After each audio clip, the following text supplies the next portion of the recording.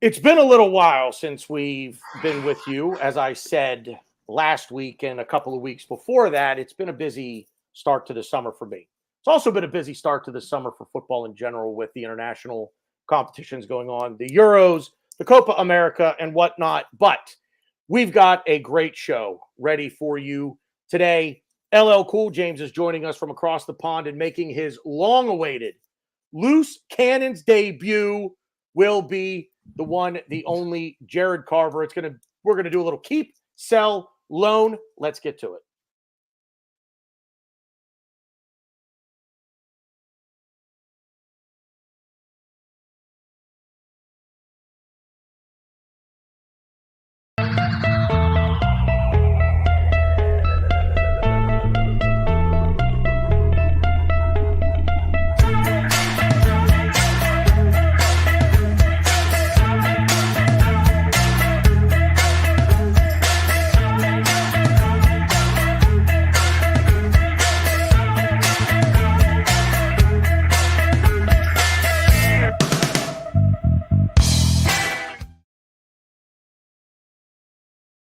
How's it? Welcome into another episode of Loose Cannons. Finally getting all set up here in the new digs, in the new studio. It's a little barren behind me, but hopefully in the next couple of weeks that will change.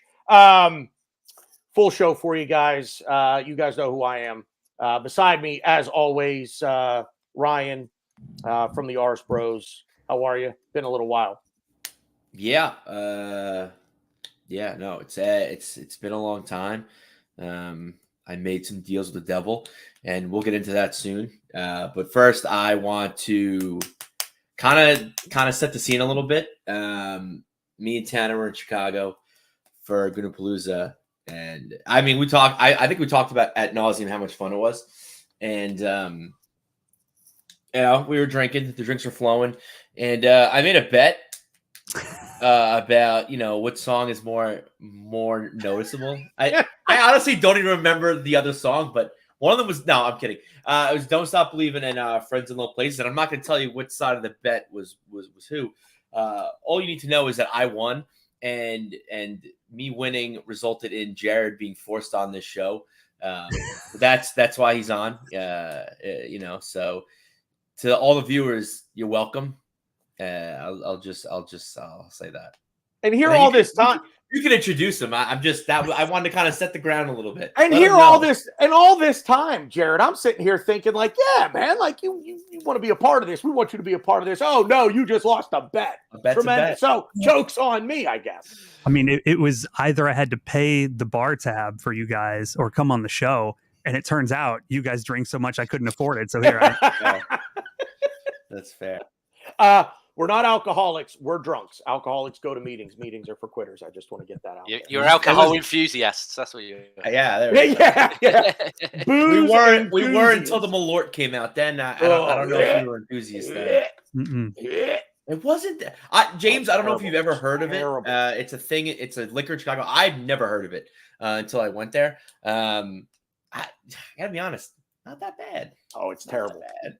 Yeah, it's not well, good. To be fair, you both made it seem like it was like, well, I guess what's inedible for undrinkable. I was like, oh, because it is.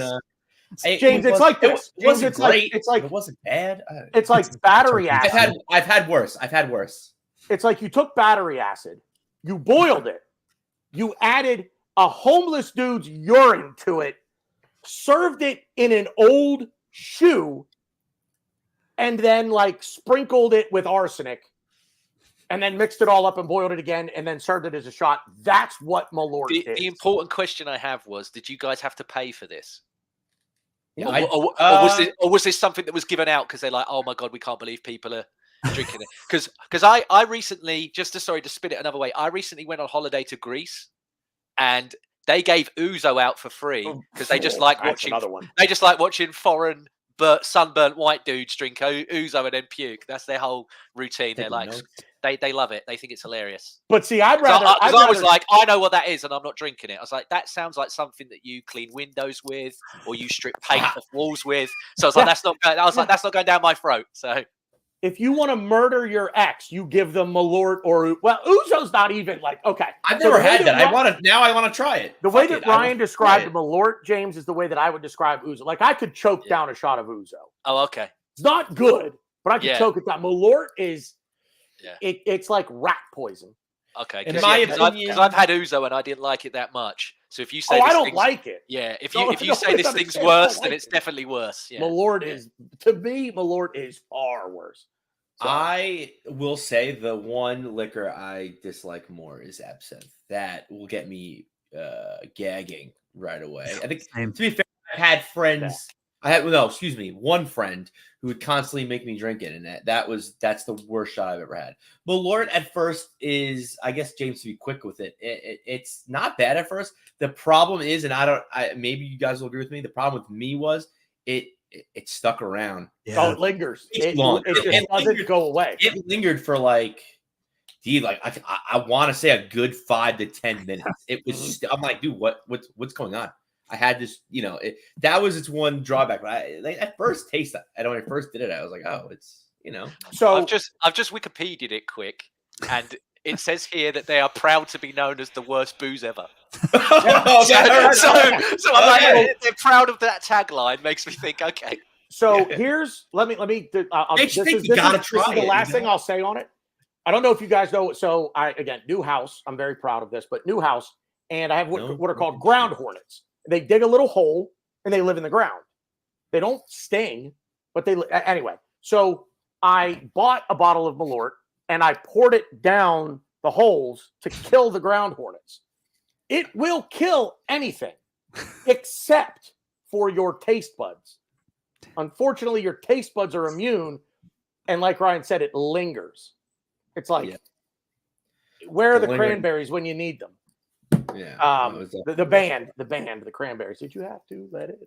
Yeah. Sorry. Anyway. We got it. Yeah. All right. So I would be remiss, and I did mention this last week, and if you'll bear with us, those watching live, would like to just kind of go around the horn quickly and say have a good word for our dear friend Kevin Campbell, who sadly passed away a few weeks ago. I guess I will start. He was kind enough to come on this program with us a year ago.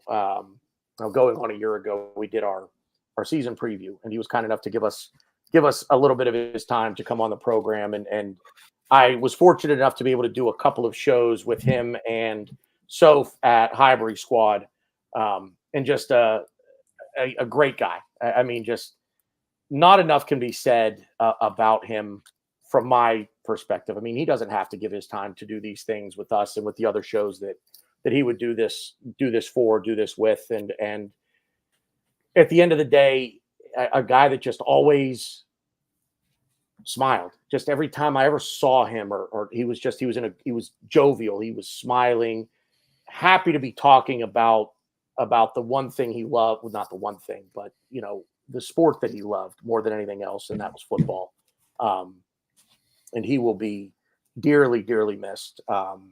So my condolences to his family. I don't know if anybody else, has a good word to say, and then we'll have a little moment of silence for our dear friend, Super Kevin Campbell. Ryan, you want to?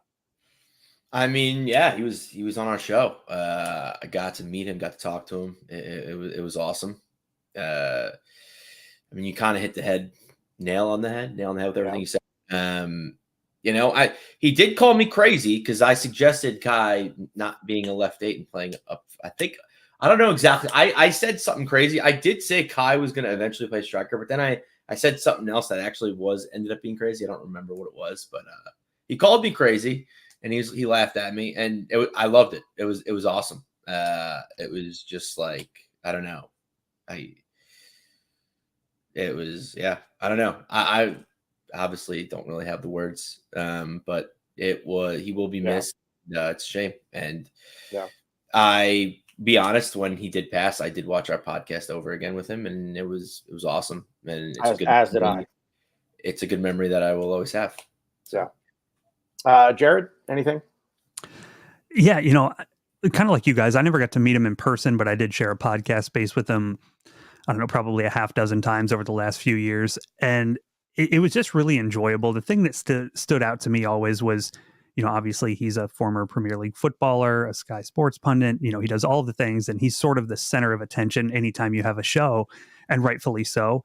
But he had a remarkable way of, while you were on the show with him, making you feel that way. He's always talking to you and talking about you and asking you questions. And he just had a great way with people. And I think there's a reason he was so loved in the Arsenal community. And really, he sort of dove in headfirst to the Arsenal, online and podcasting community, and was one of the staples and one of the most positive human beings you would ever come across in your life. So, yeah, I was always, look back. I wish I had a chance to meet him in person prior to his passing, but really look back fondly on the chances I had to talk to him, because it was always really, really enjoyable. And he's just one of the good ones. Unfortunately, gone a little too soon. Yeah. Well said. James? Yeah, I agree with all the sentiments that all you guys have shared. I mean, I, like yourselves, have been on the Highbury squad quite regularly. A few seasons back, was lucky enough to even at one stage be on there every week as part of a show on a Thursday night. And I agree with exactly what Jared's just said there. He made you. I've seen people that when, sometimes he's come onto podcasts unannounced, and you've seen people's eyes light up and they're getting a bit giddy because they're like, oh my God. But he made you feel like he was giddy to be on something with you. Like you were the star. It wasn't about him. You were the most important thing. And that, there's a lot of people that are ex-footballers that I've seen come into YouTube spaces, and they have done the whole, you've never played the game, what are you He never did that. Even if he maybe fought it, he never disregarded any opinion or anything else like that. And I don't know anyone that's embraced either channels with millions of followers or channels that have even one or two, maybe even zero, as much as he did. And that's something that I think will, not just from him, but I think the whole of this sort of football community will miss. And I'm really, as much as I'm looking forward to the new season starting, I'm really looking forward to obviously Arsenal's first home game to see what we do, and then also Everton against Brighton. Yeah, I think I really hope that we do something there. I know that Arsenal have a few pre-season games at home, and I'm hoping they don't do it before the Emirates Cup or anything. I want it to be something that's, a Premier League game has the gravitas, it has more people. He deserves, he's there anyway. He's on the stadium every day. When you walk past, his picture's there. But I think he still deserves something. Well, I think the club need to give back. That's all, and I think we will. So, I look forward to seeing what we do. Yeah, the club is very good at I think moments like this, and I think they recognize at least I hope they do, the gravity of it, and just the pull and just the absolute presence that he was, with the club, with its supporters, and of course in this, social media and being a part of all of this with all of us, because it's, I mean, like you said, it could be he was on a channel with 100,000 followers. He was on a channel with over 1 million, over 2 million subscribers. He was on this channel at a time when we were, middling around the 800s. He's been on channels that, like you said, James, might not have any subscribers or any followers, but he would still come on and he would do it because he loved the community, the footballing community as a whole, not just Arsenal or Everton, the European teams, the continental teams that he played for in Europe, but just the footballing community as a whole. And he will be sorely missed. And if we may here, just have a brief moment of silence on this Dickie Bow Thursday. Unfortunately, I don't have a bow tie, but it is a Dickie Bow Thursday. We'll have a brief moment here for our dear friend Super Kevin Campbell.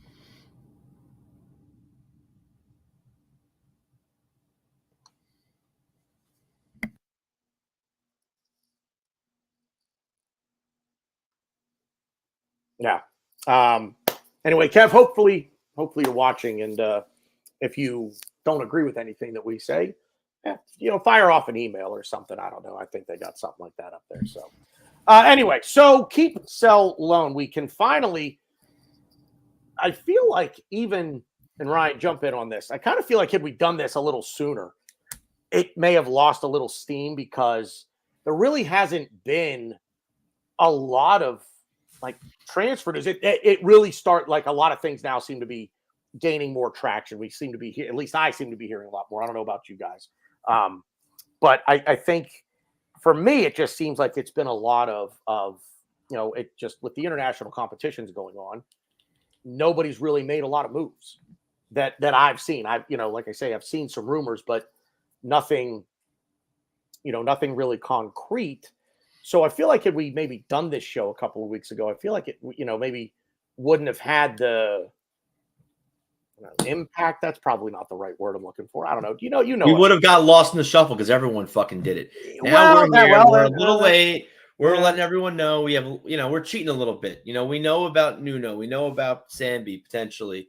So yeah, we're cheating, and also it's just I normally don't like doing shows like this where like the award show. I don't like doing award shows late.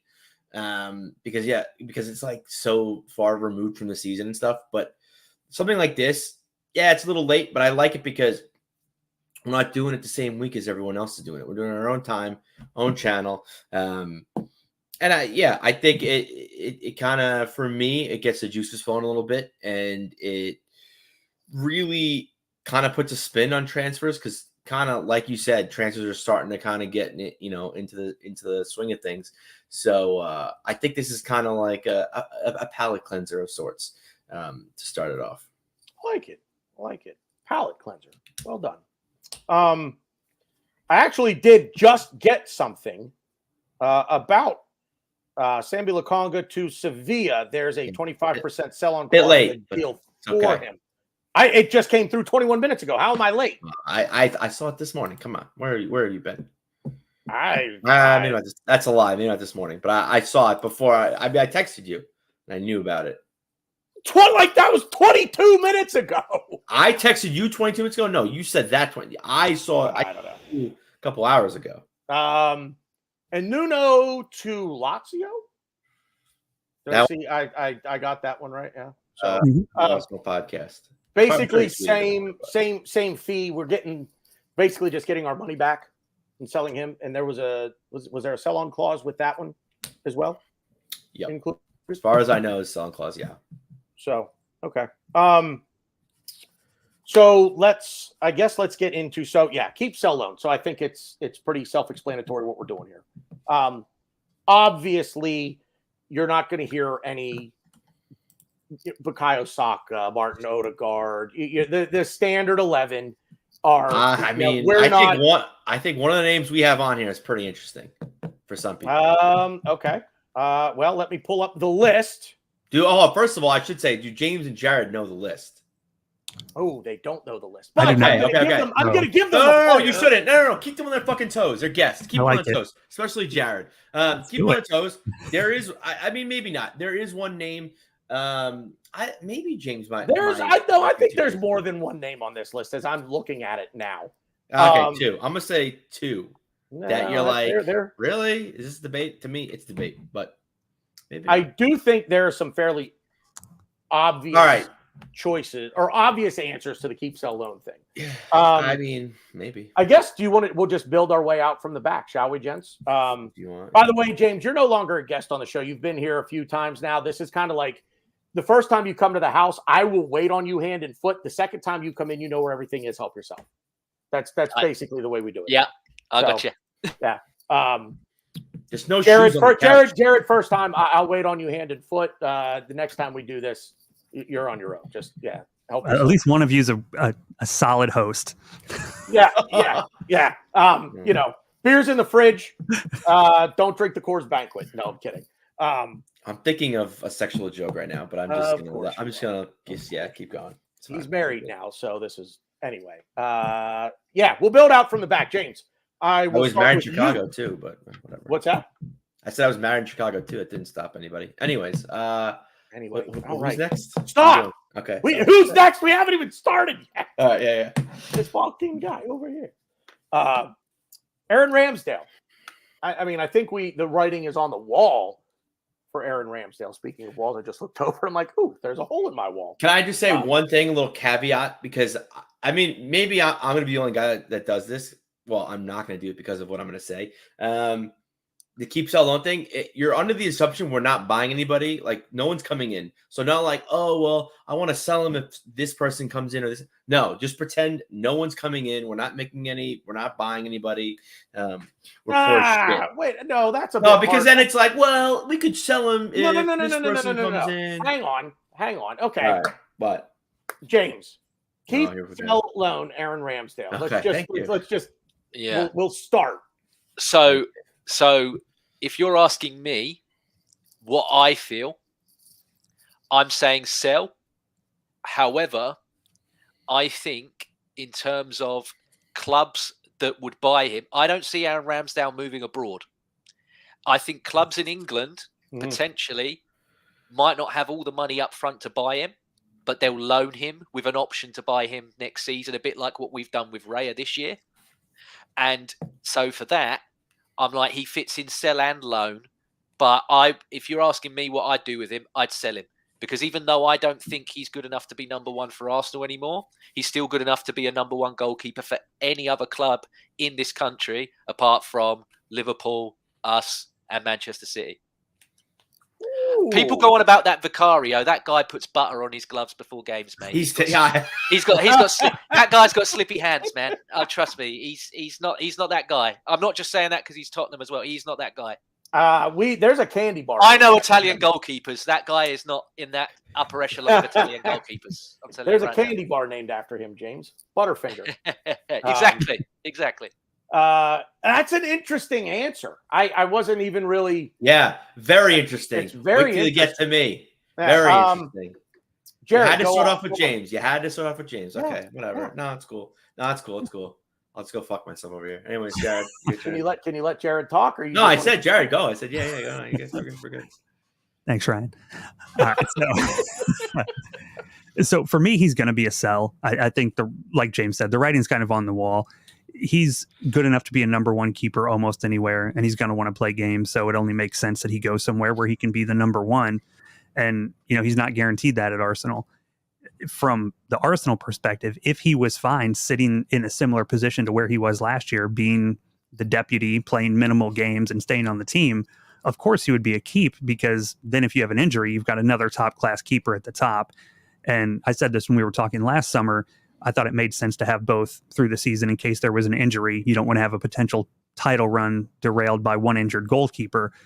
But that's sort of a one season thing. You can't sustain having two guys that are demanding and probably worthy of a number one spot sharing a roster for that long, because eventually Ramsdale, in this case, being the guy, is going to want to go somewhere that he can get some minutes. And I think to be fair to him, he deserves that. And if we can find anyone to be a taker for a reasonable price, we should, not just for Arsenal, but for Ramsdale as well. He's been a good servant to the club in the short time he's here. I think we owe it to him to try and get him a move that gets him, where he wants in his career if we're not able to offer it. Yeah. So Ryan, before you go, I'm gonna go, and I'll be quick. For everything, Jared, that you just said, and again, this is what I would do. This is what we individually would do. I would, despite everything that Jared said, I would keep him. I would actually keep him but I would keep him with the caveat that he's going to play more than he did last season. It would not be a 50-50 split, but if you want to dominate world club football the way that I feel Arteta does and Edu does, and just sort of the expectations growing around the club now, I would keep him, because again, one injury to that player, and I will shout out Glenn, who, by the way, I did text about being a part of this program, and he never answered me. So Glenn, if you're watching, hey, call me, buddy. Don't call me, text me. But he said it last year. It was, and the way that he phrased it was single point failure. And not having a backup goalkeeper, a reliable backup goalkeeper, he was saying, could be a problem. and it was he referenced Matt Turner from the year prior. If Aaron Ramsdale gets hurt, Matt Turner's our backup. Are we really that confident that Matt Turner can do the job? I am overly confident that Aaron Ramsdale can do the job because he already showed that he can do it. The other caveat to this is, and James, when you made your comment about him not being good enough, I'm going to, it's not necessarily devil's advocate. I'll disagree with you, but I'm going to add this to it. The defense in front of him is lights out. The defense in front of David Raya is lights out. So their jobs really, okay, I don't want to call it easy, but I think you guys understand my point. The guys in front of them, the 4 or 5 guys in front of them, are really taking care of most of the heavy lifting when it comes to keeping shots away from them, keeping the ball away from them. We get into The thing is, to caveat your caveat, they play that way.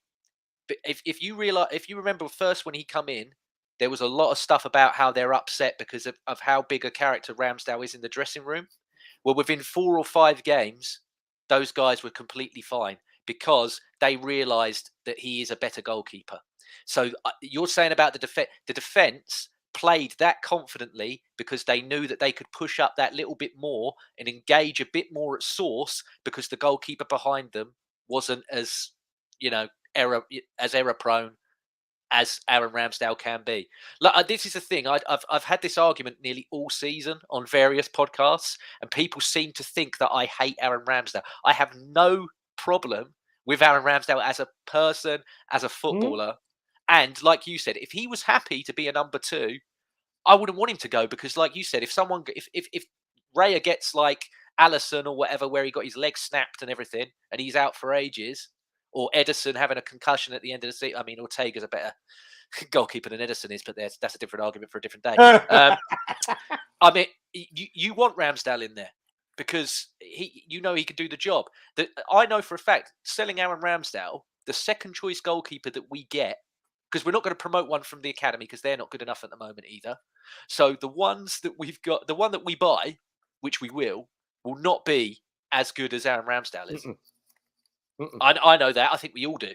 So that's the problem. But yeah, he's going to want to go.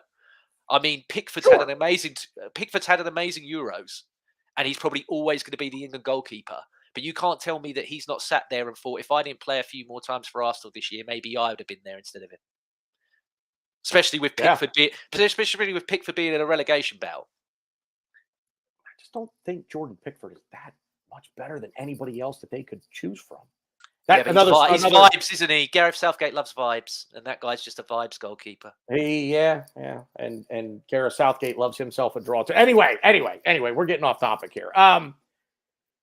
So Ryan, can't wait to hear this.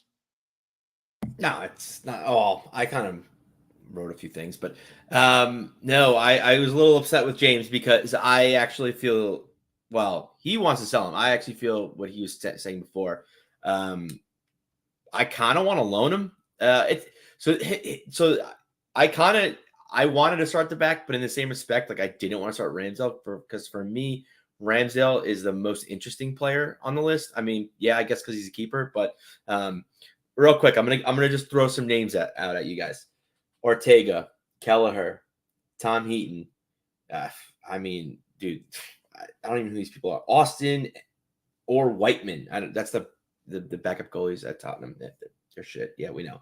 And Kepa, who I just found out in my quick little 2 minutes of research while Tanner was talking that he's still at Chelsea. He was loaned to Real Madrid. I don't know why I thought he was sold to Real Madrid, but I think Ramsdale's better than all of them. I think out of all of them, you can make a case for Ortega because I do agree. I think Ortega, to an extent, is a better goalkeeper than Edison. I think Edison's a very overrated goalie because I think he's just so good with his feet. But yeah, now the question is, do we need him? I don't think so. And then to answer your point, yeah, sure, keep him if he's going to play more. Yeah, I'm on board. Keep him if we're going to play him. I think he's the names I just gave you guys. He's the best. He's the best backup in the Premier League. He's the best backup out of the big six. Problem is Arteta's not going to play him more. We Right. know that. Right. I think this is kind of where I don't know if you want to attribute this to Arsenal or Edu and Arteta. They kind of made a misplay or a misstep. We made it known that our number one target, or Arteta's number one target, was David Raya. For whatever reason, we couldn't get him from Brentford, whether too expensive. I don't whatever. Couldn't get him, and we settled on our B option in Ramsdale. And I love Ramsdale. I'm a big Ramsdale guy. I'm a vibes guy. I'm a character guy. He's awesome. He's a good shot stopper. There are things that he didn't do that was kind of like, all right, which could be better in there. But all of a sudden, Raya popped back up. I know I've said this a million times before, but that girlfriend that you actually had the crush on, you're like, hey, I'm single now. I'm ready to go. I'm ready to go out on a date. And you're with this rebound, Aaron Ramsdale, who, like, yeah, she's great. She's a great friend. She's there when you need her. But is she this hot 10? Is she this smoke show that you've been after in this whole time? No. So, obviously Edu and Arteta, pounced on it and bought him. Sorry, pounce is probably not the right word to use. They bought him or loaned him obligation to buy or option to buy. So that's the short end of it. And Ramsdale got screwed. And I think we're going to get screwed because of it. Because of this story, I think we're going to get screwed. As I think Ramsdale should be sold for a lot of money. I don't think we're going to get a lot because of exactly what James said. I think he's going to stay in England. And I don't think any English club's really going to pay that much for him. So I say we take a page out of Brentford's book. We take a page out of, shockingly, the last thing I want to do is take a page out of Chelsea's book, especially regarding goalkeepers. But yeah, I think we loan him. I think loan is the best option. It's the best way to maximize his value and our value. I think we can get the most out of it. Because I think if teams know we're trying to sell him, I think they're going to just lowball us. Whereas if we pull a Raya or a Kepa, loan him out, option obligation, have them pay his salary. Because let's face it, I would love to have him on our bench. I would love him to be the top Premier League goalkeeper backup because I think he could definitely help if we were rotating goalies, but we're not. And I think also he's a goalie that needs minutes. He's a character, and characters like that, they need confidence to build their character. And the way you get confidence to play and to perform, and he hasn't really got a chance to. And when he does get to perform, it's tough when you're playing, not even every other game. Let me ask a question real quick on this topic. We don't think that English clubs would offer what our valuation of him is, but I'm curious as to what you each think that number is because, hang on, I'll start. I'll give us maybe like a jumping off point for this, but David Raya, top 3 goalkeeper in the league, could say top 2 because I think he's better than Ederson. I would not put Alisson that far ahead of him, and I don't know that there's no one beyond those 2. So it's like a 1A and 1B, but we only paid, including the loan fee, we only paid 30 million for him, if I'm not mistaken. And I think to ask, I already did that. Dude, did that. All right. You all are right. So hard. So hold behind. on. Green room backstage talk real quick. This is my first show doing all this, like looking at. You can do that. So when I was telling you, like, I'm like doing stuff, figuring stuff out, I was just staring at all the buttons. Like, all right, what button? I was so close to hitting end stream like 4 times already because it's just a big red button. I want to do it so bad, but I don't want to end the stream. But like, it's just a big red button. I want to press it. But yeah, so I'm showing comments randomly, and it's just oh my god. Anyway, so valuation of Aaron Ramsdale, and I'm just kind of basing it off of what we got. What we would argue is arguably the best goalkeeper in the league at 30 million. So James, I'll start with you again. Yeah. Valuation of Aaron Ramsdale. What is an acceptable number for you? Right. So the club value him at 50 million plus. I think the best you're going to get for him is between 25 to 30. Sadly, because, and again, it's another thing that Arsenal are very, very guilty of doing. We tank players' value. We are notoriously bad at selling players. We really, apart from Iwobi that we got on a really good day, and Chamberlain on another really good day, we have been abysmal at selling football. I mean, I'll throw Willock in there. I think we got. that's a shout. Actually, Willock as well. Yeah, but you look at Cozy Dubry and Walters today, even though it was to Luton, they're two players that even if you weren't going to play them, you should have renewed because you would have got money for both of them. A Chelsea somehow gets 40 million quid out of those two players. Somehow, some way. That's what they do. And they've both gone for nothing, which I think is slightly, it irks me slightly that that's happened. Even though they're young academy players, I still think you need to, utilize your assets and get as much money as you can from everywhere. But yeah, in terms of Ramsdale, another advantage I would say to loaning him is that you've got 2 games in the league there that he can't play against us. He can't play against us, exactly. Yeah, because if he did play against Arsenal, he would be like a dog with 2 dicks. You watch, he will have the game and a half, man. That guy will be on. He'll have like 30 Red Bulls before, after, during. He will want to prove Arsenal wrong and Arteta wrong and the fans wrong. So I wouldn't begrudge loaning him, knowing that he can't play against us for a year. All right, Ryan, hit the big red button. A dog with 2 dicks, game out, show over. Jared, I'm sorry. We'll try to do it again. Don't. Oh my God. So it's British phrases. That is absolutely I've always said a dog with a bone, but that's like for people that can't leave things alone. But a dog with 2 dicks, that's tremendous. That is tremendous. Anyway, trying to get it back on track. Jared. For me, I think we value him higher. I think if we sold him for 35, we'd be doing really, really well. That puts him right up there in that range with our biggest ever sale. So, I mean, that's a win for us, really. Are we going to get that much? It's going to take a pretty specific team. I mean, somebody with money to spend on a keeper. Not a lot of those out there, but he is good enough to be a Premier League keeper. He's proven that. And I think there would be some demand. So just quick off the top of my head, I think 35 is a number for me. If we could get that, it would be tremendous. If it comes in between 30 and 35, I think we're still doing okay. But it's tough. As James said, it's difficult to sell players at times, especially if it's one where the writing's kind of on the wall that they want to go. It sort of hurts your position in any sort of negotiation. But he is a good quality player, good enough that he's still going to demand a decent fee, you would hope. Whether that's, like, I'm in agreement with you guys. I think abroad is less likely. I think he's more likely to want to stay in England. So the options get pretty limited pretty fast. But he's still a good enough player. I think 35 is a number I'd say, but 30 to 35, I think we should be okay with that kind of number if we can get it. Ryan, that's crazy. I thought everyone was gonna say such a lower, like a lot lower number than you guys did. But yeah, so real quick on transfer market, he's valued at 25 million euros, and we got him. We bought him for 28 million euros. I don't agree with that. I don't agree that we tanked his value by 3 million. Obviously, this is all according to transfer market.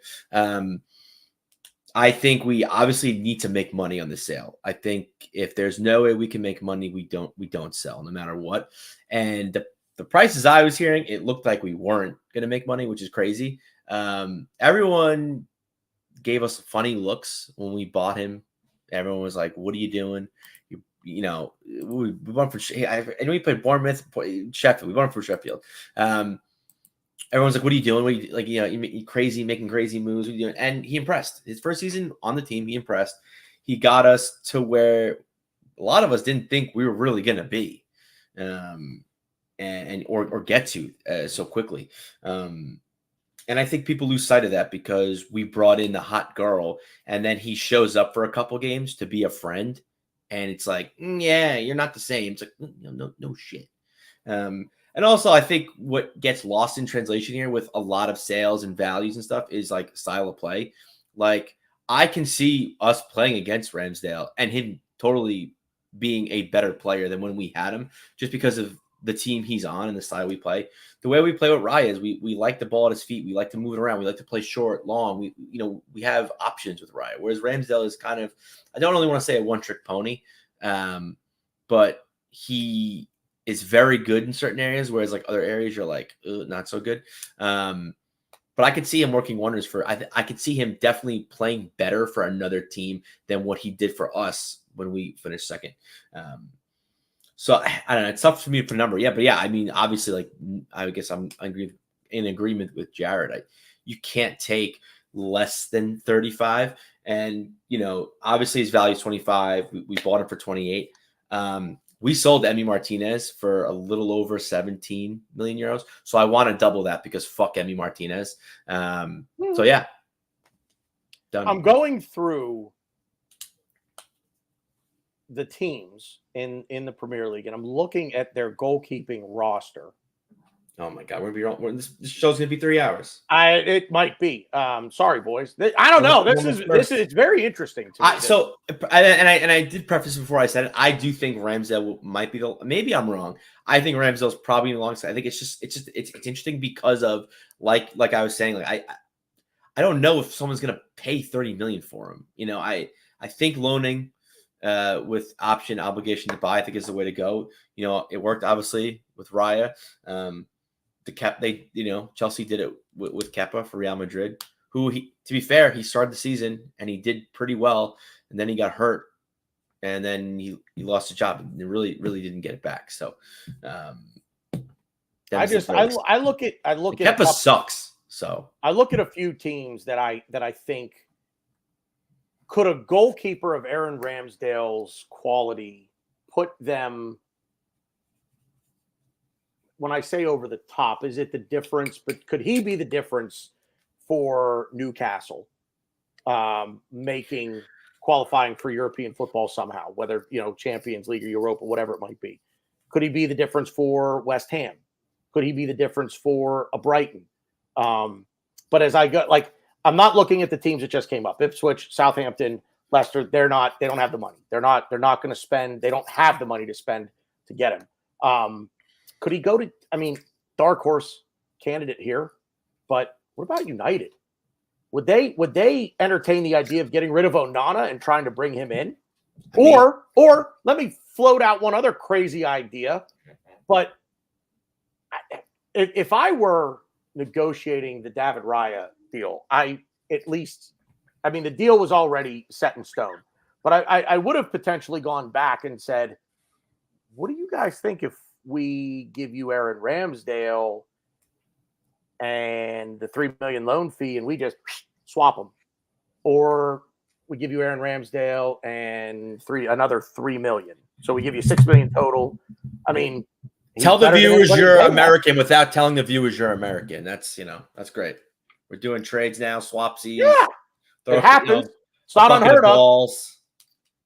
The only credible sort of link that I saw was that there's still massive rumors about Jose Sarr from Wolves going to Saudi Arabia, and that him being purchased as the number one for Wolves.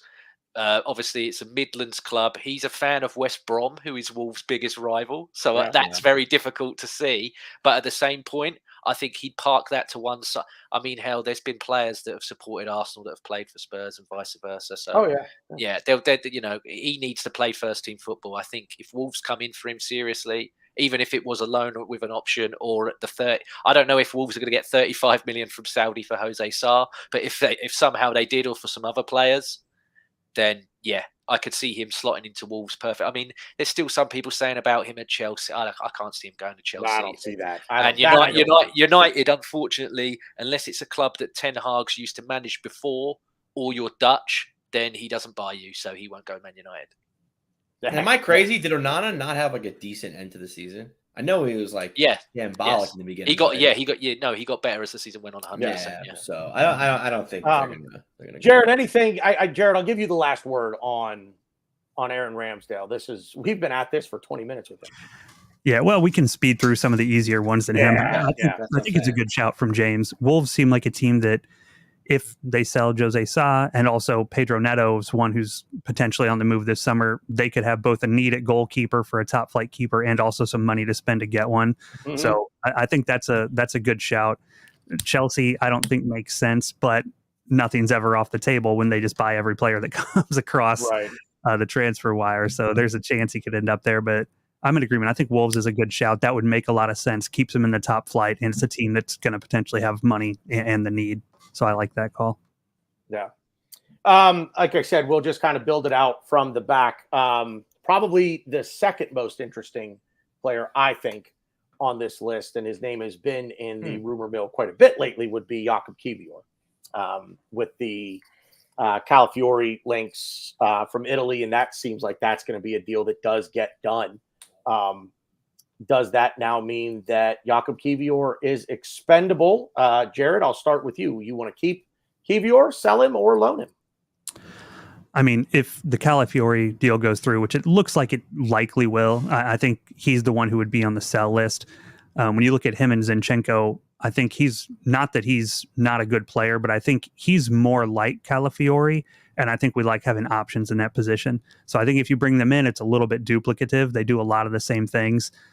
People don't think of Kiwior as like an attacking fullback, but when you look at the numbers in terms of passes into the final third, passes into the box, he's very, very high for someone of that position.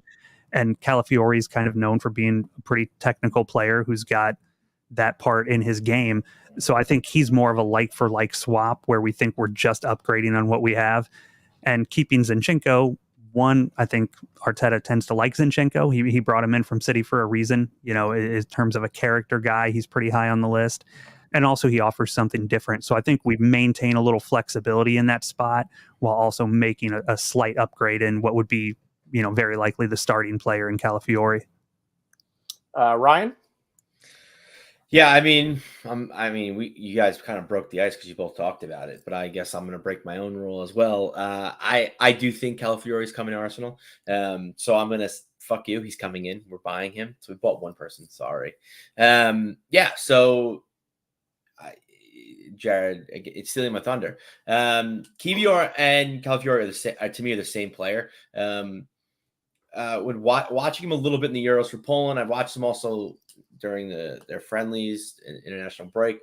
Kiwior likes to push up as a center back, and that's exactly what Calafiori does too. He likes to play a little higher up the pitch as a center back. And again, same with Kiwior, Calafiori. They could both play left back. Calafiori, I think, is a tiny bit more athletic, and his passing range is a little better. But regardless, they're the same player to me. So, you know, for bringing him in, obviously, to me, it's obvious. I mean, I know anything can happen, but to me, it's obvious we're at least getting rid of one left back, if not maybe more.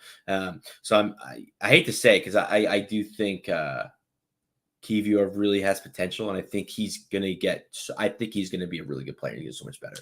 Hopefully another club sees that and will pay money, because I think we can get actually a lot of money for Kiwior if the right team comes knocking. So yeah, I'm selling Kiwior. Interesting. Jared, I'll keep it, or James, I'll keep it quick. But I am keeping Kiwior. With the knowledge or with the assumption that Calafiori is going to get done, because he can play left back. He can play the left-sided center half, and the versatility is just massive. The desire for versatility from the coaching staff and Edu and what have you. I just, everything that has been said positively about Jakub Kiwior, I agree with, but I'm keeping him because I like the idea of a little bit more rotation and a little bit more versatility. So I'm with Calafiori coming in. I'm keeping Jakub Kiwior, and there will be a second part to that in a minute. James, go ahead.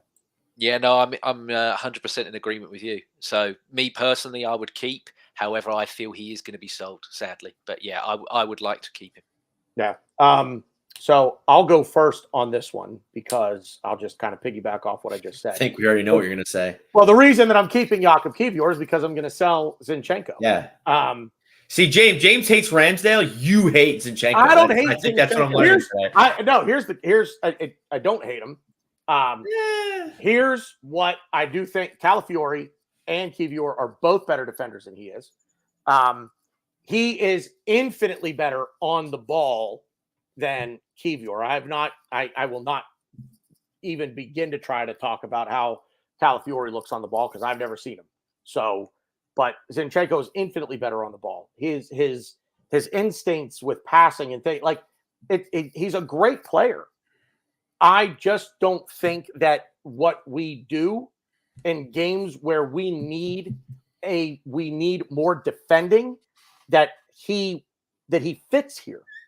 I think this was something that was done to sort of boost the, how do I put this? He's a winner. He's a champion. He's done it.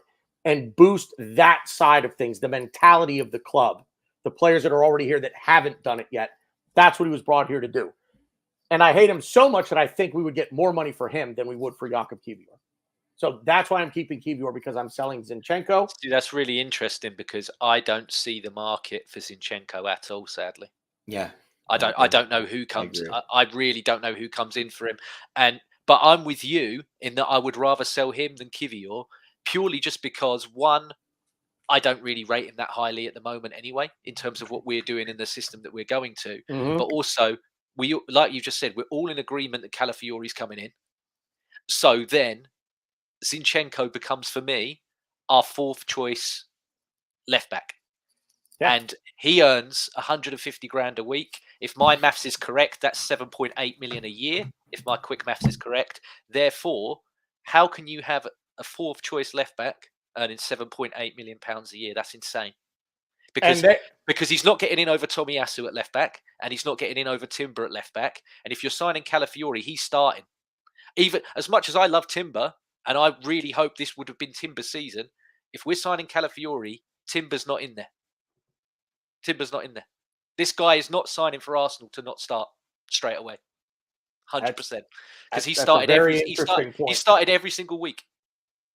And he started every game in the Euros until he got sent off. So this guy's not playing second fiddle to anybody. Sorry, I'm making sexual jokes in the chat. Who'd you talk? I heard everything you said. I just didn't know what player you were talking about. Calafiore. Okay, yeah.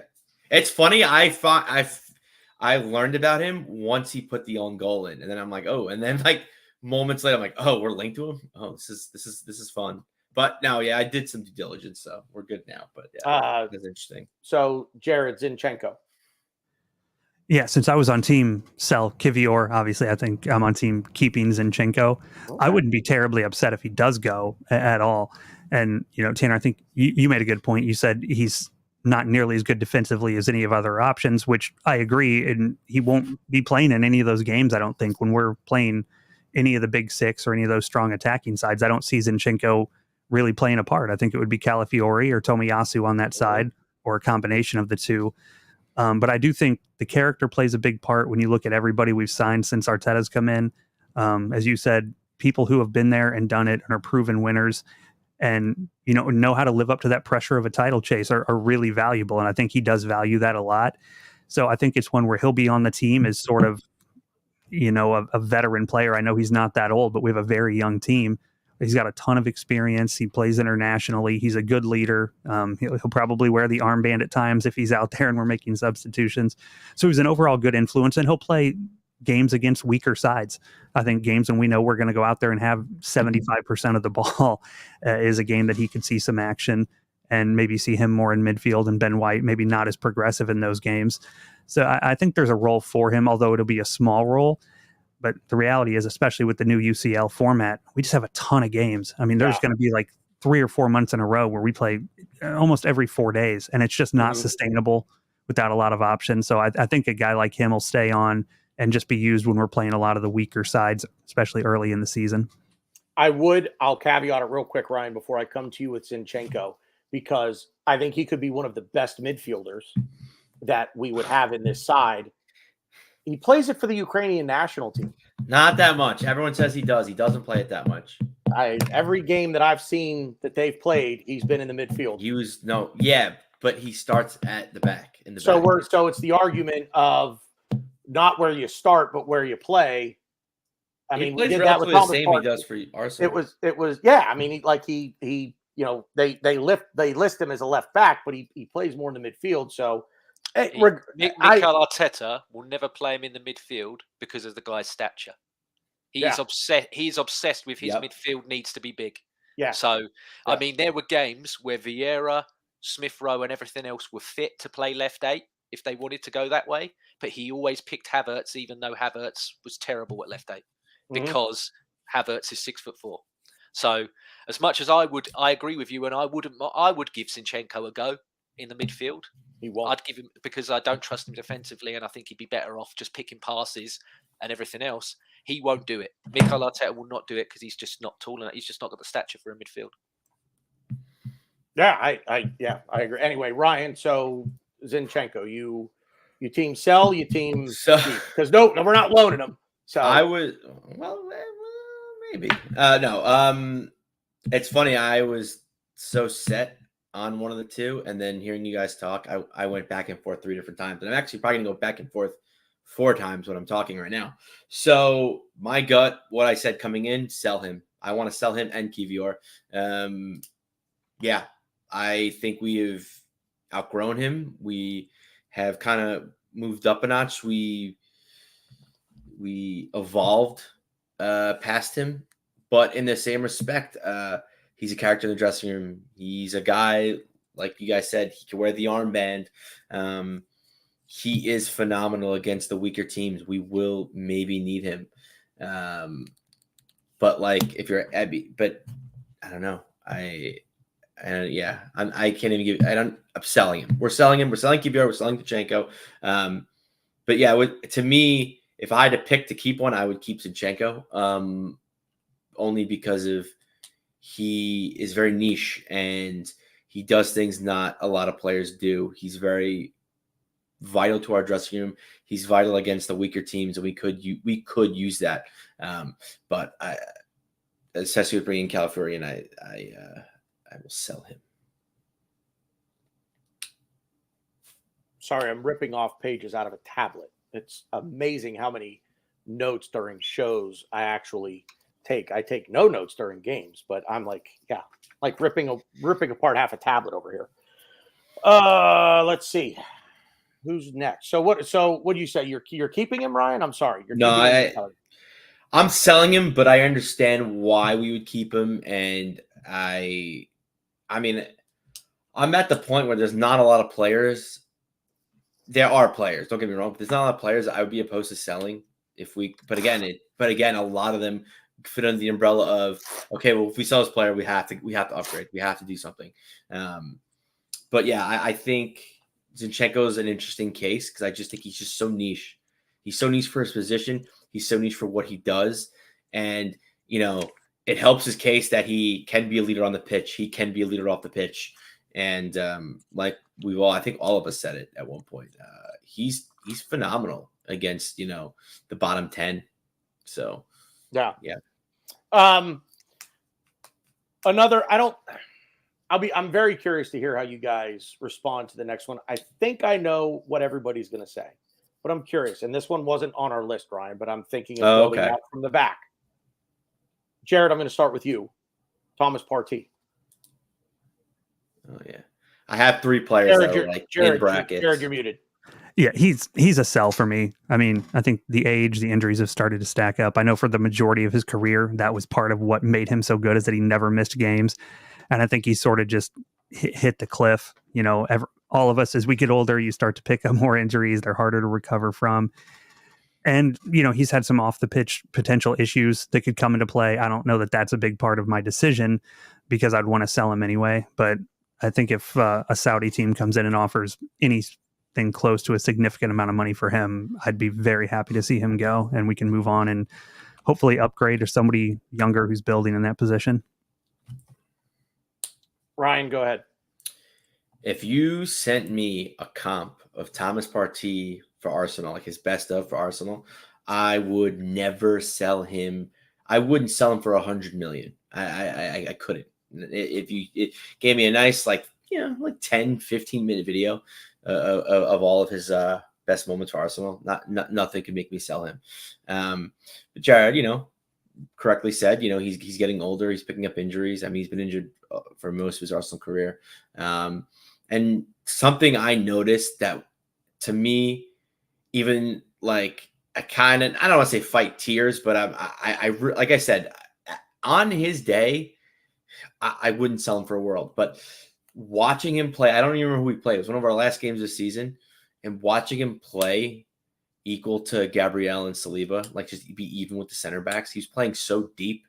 And at first I didn't understand why. I was like trying to I even wrote in my notes, like, I don't know why is Partey playing so far back? This doesn't really make sense. And then you kind of like watch Jorginho play, and Jorginho is the opposite. Jorginho's up a little too far. It's like, bro, you're not that athletic. Like, you're going to get caught out. And he does get caught out sometimes. Partey is so shot and hurt and just not at his game anymore. He's past it. He's injured. That he has to play. He has to sit back because he doesn't want to get overrated. He doesn't want to get dribbled past. The thing with Jorginho is I think he's old too, but Jorginho has that IQ where he's going to make it. He's going to try to make an intelligent play on the ball. Sometimes it works. Sometimes it doesn't. It's very polarizing because usually that play you'll see that unfold. You'll see him get beat, or you'll see him make a nice defensive action in the midfield. But yeah, Partey was just so far back. He was just so afraid not to get dribbled past. I want to say it was the Everton game, but I don't know. It was a game I know we couldn't lose, so I think he was just playing it safe. At that point, you're like, it's I don't want to compare it to like a pet, but like a pet for me, it's like I never had a pet, so I guess I can't really compare it to a pet, but I'm going to anyway. It's like having that pet, and you're realizing like, oh man, they can't even get up to go to the bathroom anymore. They just sit there and mope. That's Kenzie, by the way. All right, this is why I want to bring this example up, but I couldn't think of. You're fine. But yeah, you're just like, she's not quite that bad. It's not quite. But so it's tough because on his day, man, I definitely rated him a lot higher than probably all of us here and most of the Arsenal fans. On his day, man, I'm telling you, I don't know if I would. I don't know if there's a value I would sell. I mean, it probably is a value I would sell him for, but it would be a lot of money. But we're at the point now where we need to bring in the new bloods in. We need to bring in an upgrade on Jorginho. We need to bring in an upgrade on Partey. Because I don't think Jorginho's the answer. Not even by. I mean, I don't think any of us think that. But yeah. See, this is I feel like I'm just being so negative. But yeah, it's true. I just hope. Tell him about the rabbits, Ryan. Yeah. Yeah. I just hope that we could. Like a Saudi team, like someone just sees the comp. Like I almost want to if I'm Arsenal social media, I want to just send his comp out to every team that's not too familiar with us, which there's probably not a lot of teams that aren't. Just hopefully Jared's down there laughing. Like, Jesus, right? Yeah. Arsenal Football Club, man. I know. Tell soccer know who Arsenal Football No, Club is. but I'm just saying, hopefully a team doesn't I guess a team that hasn't watched us play all season. I guess is probably a better way to word it, because we need to I would like to get some money, not even make a profit on, because I know that's not happening. We're not going to make a profit. No, I know, but I'm just saying, sell, obviously. James, go ahead. I would sell him quicker than Lisa Ann can unbutter her overalls, mate. Get him out. He's got to go. He's got to go. Okay. Yeah. No, yeah. We're not beating around the bush here. Yeah, we need younger players that are more reliable in that position. 100%. Yep. Heh.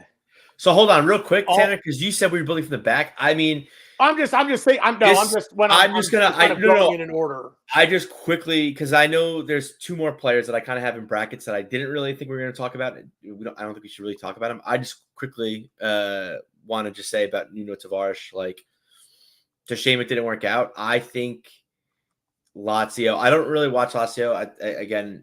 This is definitely a conversation for Kelly and not another Arsenal podcast with you, Mike.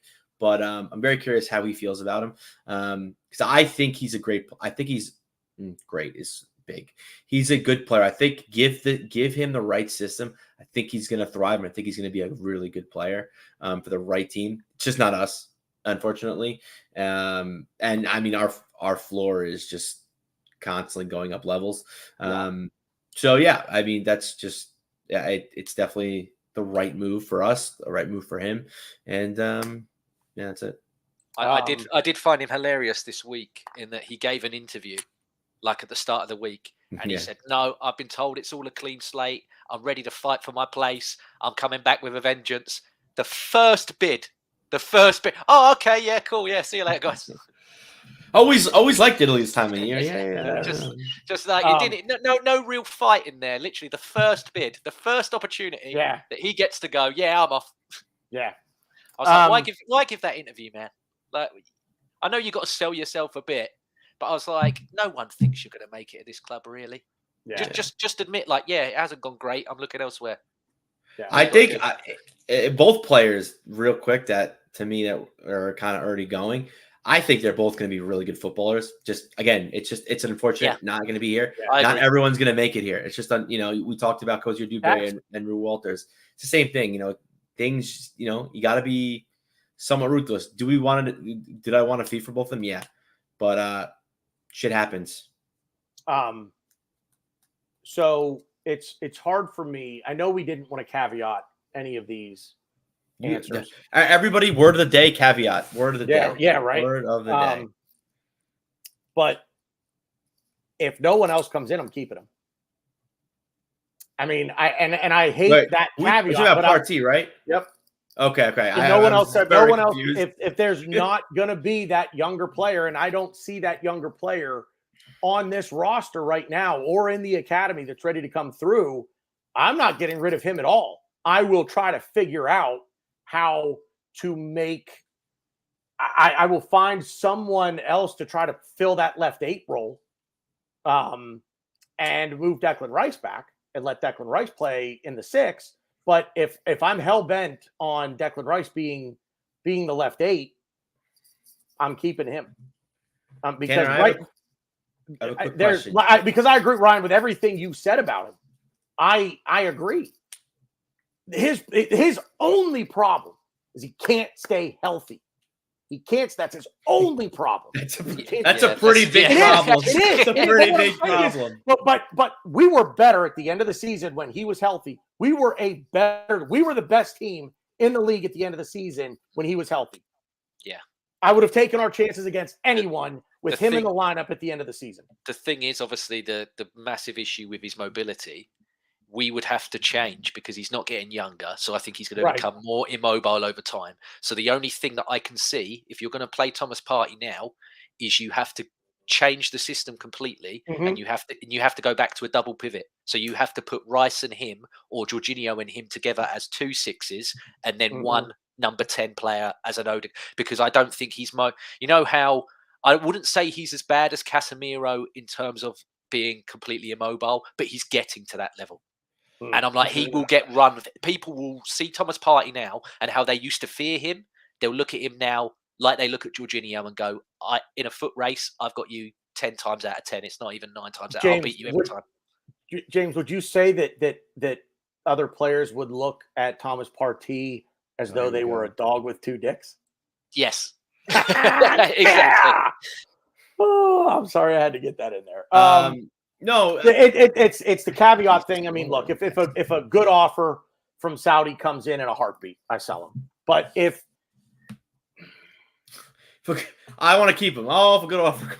No, I mean a reasonable offer. Like, I'm not just hey, 20 million. Did you see him play our last couple of games? Reasonable is like, hey, we'll take him off your. Well, yeah, I don't.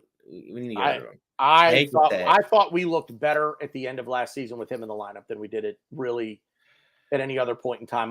It was as though. I don't know what the last what did he play the last? I would say the 5 last 2 games. I saw 5 or 6 matches of the season. Oh yeah, but in particularly the last 2 games, I was like, who is this guy? If you want to change the tactics, definitely slowed down. 3 at the back. Slowed He'll be one of the 3 at the back because that's what he's playing at the back with Gabriel and Saliba. And I was like, why is he hanging out with the boys here? I don't know. What were you gonna ask me something? What were you gonna ask? I asked if you push your car to work. Because you love Partey, and that's what we're going to be doing. We're going to be pushing our car to work. Yeah, but again, I'll go a step further. I think he's more immobile than Casemiro, and I think Casemiro is otherworldly. Wow. He's so. Ugh. I I don't know about that. I think because I value him so high on his highs, and I just wouldn't sell him. Seeing him, I'm telling you, seeing him play so far back, I'm like, oh, like, is he hurt? Like, what? Like, is he playing hurt? Like, why would I tell him to play him if he's hurt? Like, I was shocked at watching just not even his ball movement and progression and dribbling. It was just his positioning alone. I was like, oh, he's done. He's done for. And we need because would you take 15 or 20 million for him? Yes, I would take less. I would take less. Wow. I'm telling you, if he plays you're any getting more is 12 minutes, to 15 million, isn't it? Yeah, if he plays any more minutes for us, he's going to be. If he already hasn't been found out, he's going to be found out. Like you said, he's going to be found out if he plays meaningful minutes for us this season. And it's a shame because, like I said, at one point, I was like, we ain't selling him. He's our best player. Wow. He like makes everything tick. So, yeah, it's unfortunate. All right. Staying in the midfield. As far as defensive players go, is there anyone that any of you guys want to bring up that I did not cover? Because I think the others are, as far as I'm concerned, the players that we have not mentioned are, to me, they're untouchable. But if you want to bring one up, I guess you got Kieran Tierney, but that's yeah. Think about forgot about him. You got 10 to 12 million there that we're not getting because of the until January when we will rehab that guy back and then sell him. We're that that's the kind that, and I would like us as a club to do that. Well, we did it with Elneny, so I don't. Yeah. I don't expect. Well, I have a question, dude. Did you guys? What was his diagnosis? What was his injury? Did they say? I didn't see. I think it's at best. I mean, I don't think he's going to come back to the first team, but yeah, Christmas. Okay. No. Well, I was asking if anyone knew exactly what happened. Like, did he was his knee broke his leg or something? Didn't he? Oh, he did. I don't know. Broken leg. I know he got hurt. There was one of the few games early on I didn't see, but I knew he got stretched off. So I was like, and I'm not watching the injury of Kieran. Yeah. Like that. So I didn't know. Okay. I mean, I would have thought too. I guess I probably would have put him in a bit of the kind of obvious category, even without the injury, that we would be looking to sell him. But I don't think there's anyone else defensively. Jorginho signed a new. He took up the extension loan, the option on the 1 year. So that's goalkeeper. I think that's because we're trying to sell Partey. Yeah. If we went down your route, Tanner, where it's like, oh, like maybe we keep him and figure things out, then well, I you know what? When I said that, doesn't I didn't take even the position. think about Jorginho. So no, it's fair. It's fair. I can't think of anybody else I missed. If and by all means, fellas, if there's somebody that you think of that you want to throw out there, by all means. But I'll keep it. We'll keep it moving here if we're all good. Fabio Vieira and James, I will turn it over to you to start first on Fabio Vieira. I think he's going to be loaned, but I really hope it's loaned within the league, but I don't see it. Obviously, Ryan, I don't know if everyone else here knows him, but you know, Vin is an oracle in terms of Arsenal stuff, and he always goes by this principle of if you watched him play for someone else, would you want him at Arsenal? Yep. And he's like, no. So I think there is a player in there, but I just think he's too weak. Unless you get this guy on a Liverpool kind of cycle, unless he becomes asthmatic and we get him on a Liverpool cycle, I don't know how he's going to survive the Premier League. Yeah. Jared, go ahead. I would tend to agree. I think a loan would be a great option if we can find one for him. And I think Ryan mentioned it earlier, as the team improves and the floor raises higher and higher and higher, there's just, unfortunately, there's only so many spots on the squad. And a lot of these guys who are decent footballers aren't going to be up to the quality that's needed to be getting any sort of important minutes at Arsenal. And he's at a point in his career, you got to think he wants to be playing first team football pretty regularly. And, whether or not he'll have a small role is debatable. Is he going to have a role of any importance in this Arsenal team that's competing for major trophies? Absolutely not. It would take a plethora of injuries for him to see in a reasonable time. And I guess it's up to what he wants as a footballer too. If he's fine being last man on the bench on a really good team. He's not unskilled. He's very technically good. He can out of nowhere pull an El Nini and just put in an absolute rocket from 25 yards. He's got that. But as far as playing regular minutes, I just don't see it. And I think James alluded earlier, Arteta likes, bigger, faster, stronger, and he is none of those things. So I'm not sure he really fits the profile anymore of what we're looking for in a midfielder. He'd be more of a specialist in very certain games where if he's fine with that role, no problem keeping him. But I think a loan makes sense because we're not going to sell him right now for any sort of fee that would be what we'd be looking for given what we gave for him. So I'm with James. If it was up to me, I think a loan, if we can find a good one for him, would be the best option. What did we pay for him? 35 euros. Yeah, 35 range. 35 euros. Jesus. Yeah. That's what, like 30 million pounds? Something like 30. I don't know, somewhere in there. No, I'm not English. I know that was I know that was more directed at James than it was you dick. That's wow. It's just under 29.5 million. Under 29. My God. That's one of those that you'd have to almost classify under the dud purchases. The best part of that whole deal is how it came together, and that there was no rumors, there was no back and forth, there was no anything. You just logged on one day and it said deal's done, Fabio Vieira to Arsenal, and all of us were like, "Who the hell is Fabio Vieira?" Right. So it wasn't like the long buildup like we tend to have with all of the, following Ornstein and Fabrizio Romano, and you usually get the little snippets for a week and a half before something comes together, and that was the one that I liked, where you just pop up and the deal's done. No rumors, no chat, no anything. It's just he's an Arsenal player. Yeah. Ryan? Go ahead, James. Go ahead. I was just going to say, if he's not with you guys in the next couple of days when they start that tour and everything, I'd panic. Like if he's not getting minutes, sorry, because I'm like, he's been fit for so long and he still never picked him. And I know that red card. And then when he got sent off, he made him play an academy game. And apparently in that academy game, he basically played with an attitude of that he just didn't care.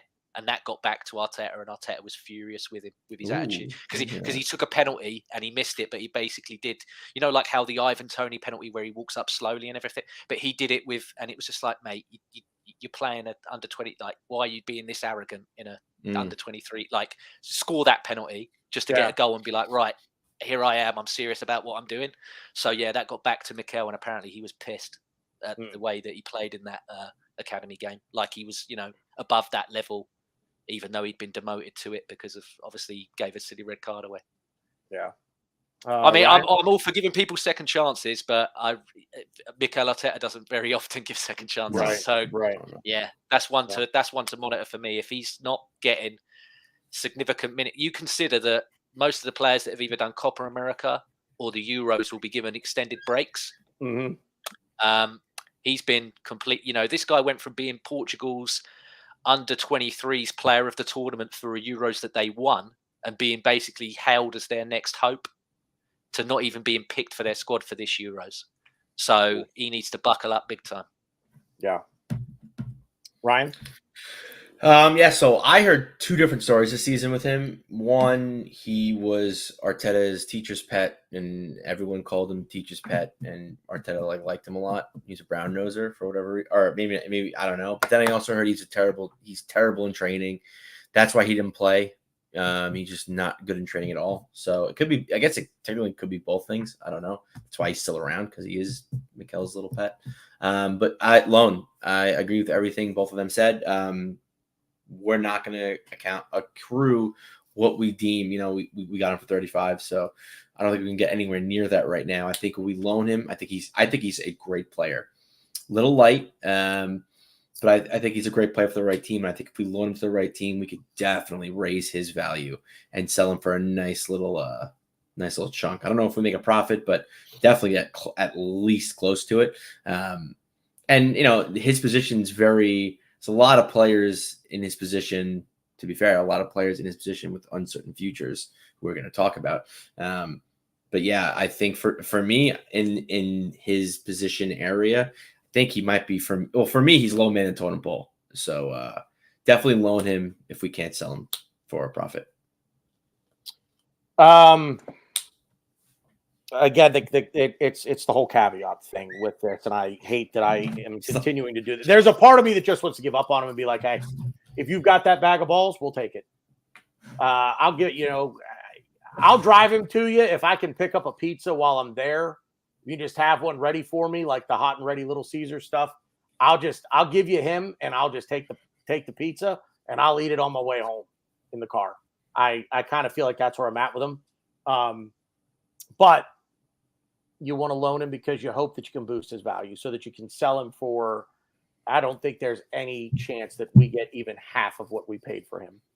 Even with a loan, I don't think we get half. I mean, that's who said it earlier, James. I think you said it earlier. We are great at tanking players' values. We are fantastic at that. And this is where we have talked about this on this show ad nauseum about Mikel Arteta and his inability to rotate players. If for no other reason, you're going to sell them on, you're going to upgrade on them, and you're going to move them on. But if they don't play, you're tanking their value. They don't get picked for their international team.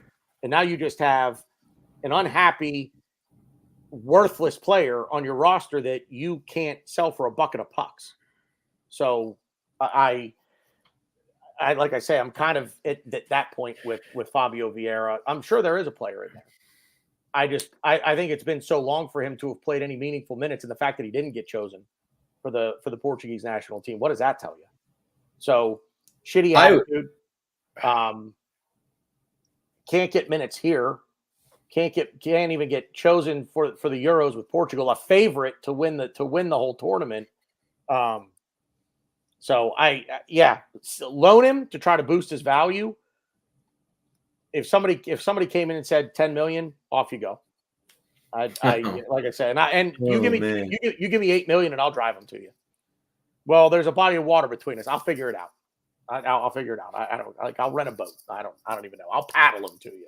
So, this is going to be. I can't wait for this one. Yeah, I can't wait for this one. And Ryan, I'm going to let you go first.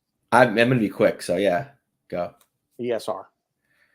I mean, keep. I'm one of the people that wants to keep him. So yeah, with Vieira leaving, I don't think they play the same positions, but notice he said quick. He's not quick. There's nothing quick about that. I'm sorry, I had to. You know you can do it. Well, to be fair, I've been really long with the other players, so I'm going to be quicker than the other players. I didn't say quick as in your definition of quick is different from my definition of quick. I mean, sexual joke here. Yeah. I mean, yeah. You know what? You know what? I'm just going to say keep. I'm going to let you guys talk, and I'm sure I'll say something else, but keep. Okay. Jared, ESR. Sell. And I like the guy. Fuck yourself. Don't say it like that. Don't say it like that. Sell. I mean, I'm kidding. He's an attacker who scored his last Arsenal goal, 2 years ago now? 2 calendar years ago? He last scored a goal, I think. Maybe more. Is that what you're looking for, an attacking player that's trying to win the league? Probably not. Oh. I mean, he's only 23. He's got a huge upside, and I actually do really like him, and I always hoped it would work out for him at Arsenal, but I just don't see it now. And if somebody, likely Fulham, comes in and offers you 30 million, I think, we part ways and we look for a new guy to carry on the number 10 shirt. Hey, Jared, real quick, can you just pull the knife out of my back real quick? Real quick. James, I'm going to give you an opportunity here, but man, I'm kind of like Rocky and Rocky 4, man. I want to throw the towel in right now because Jared came out swinging. Yeah, no. The thing is, he's correct. It pains me to say it, but yeah, he's spot on. He is. No. I try my best not to get sentimental over people, and I do with Smith Rowe because I cling on to this dream that he becomes what I've always thought he was going to be. But yeah, again, we're going to sign a player that I believe will play the position that I want Smith Rowe to play in. And Smith Rowe isn't going to get the minutes. He's not got the stature that we've spoken about, so he'll never be played at left 8. He's not going to be played at left wing because with Trossard and Martinelli are there, and we're probably going to sign another one. So I just don't see where he's going to play. And he's another one that he's too good to be sat doing nothing, sadly. I mean, yeah, it hurts, but yeah, I think he's finito. He's done. Not as in career, as in with us. Yeah. Hey, what do you know? Another knife in my back. Someone else want to grab? Over. He's over. I'm gonna finish it off here because there's just he doesn't play.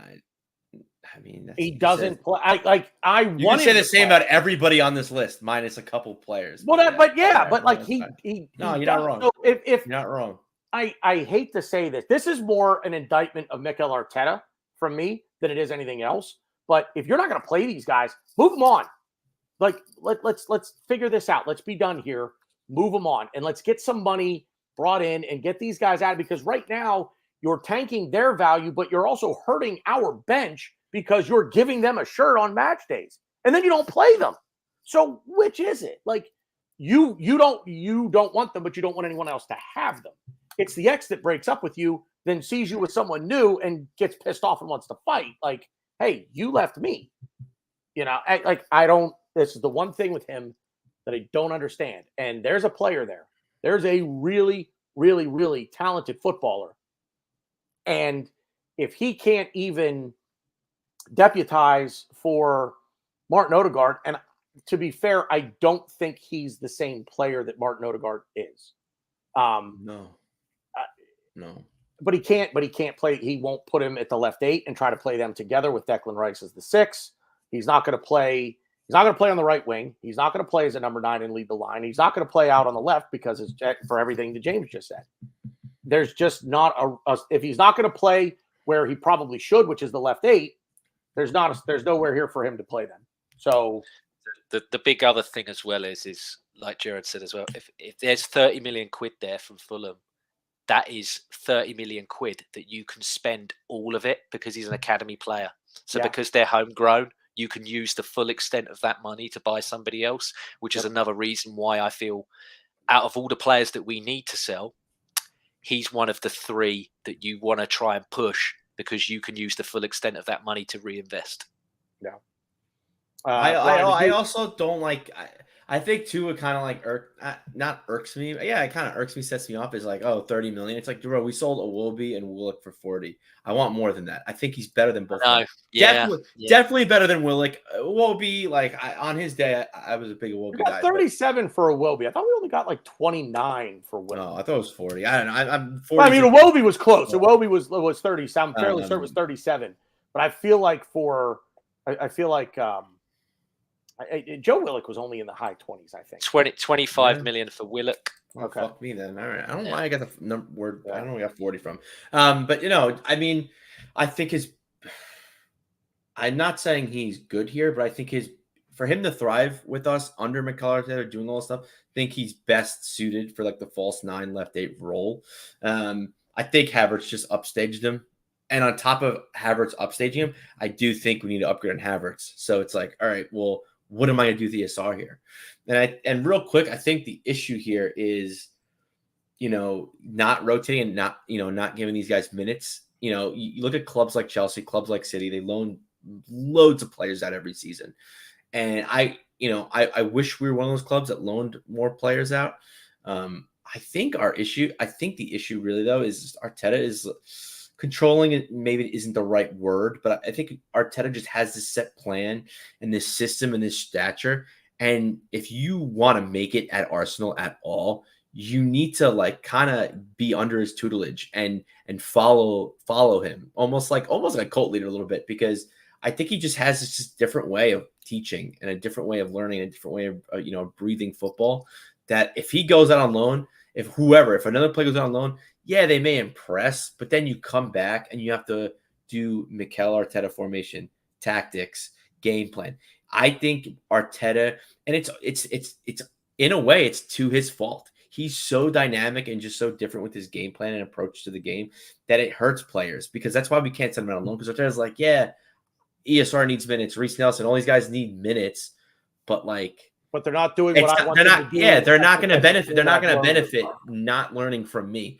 And is it an ego thing? I don't know. But I just think he's just so different in the way he's evolved football and in managing this club that I don't know if a loan would do good to some of these players. And that's why I was kind of going to say it when we talked about Vieira, but we change topics. Right, Ryan, just yeah. don't want to cut you off, but just quick. Oh, yeah. And I'll ask the question to all three of you. The minutes that Smith Rowe potentially get next season, would you rather he gets them, we keep him and he gets them, or would you give them minutes to Nwaneri? The latter, for sure. That's because I look at because do you believe that Emil Smith Rowe, if he comes back and plays somewhere else, will be better than the player that Nwaneri could develop into? That's the question. That's the question that I've asked myself twice, and I think I'd rather gamble on Nwaneri.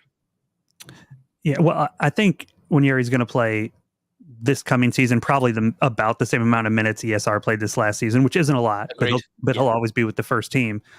But if you sell ESR for, we'll just say 30 million for the sake of conversation, and you turn around and bring in Eze, who is going to start at a left 8 position a bunch and is dynamic and is considerably better. Now we've sort of leveled where we were with ESR and Nwaneri and made a massive upgrade with Eze. And I think from a team building standpoint, it makes a lot of sense, which is also why I think Emil Smith Rowe is the one to watch this month as far as a move, because it's sort of always, once the first domino falls, you see all the other moves fall into place. And I think he's the first domino that'll make a big difference for the rest of our summer if he does move out. Man, oh man. James, I just don't, I got to be honest, man. I just don't think Nwaneri is ready to get those minutes. He's a hell of a player. I mean, there is a very, very talented player there. Don't misunderstand me. But he's 16, 17? 17. I mean, boy, oh boy, you know what? I'm going to shut my mouth because the last 17-year-old player that started in the first team.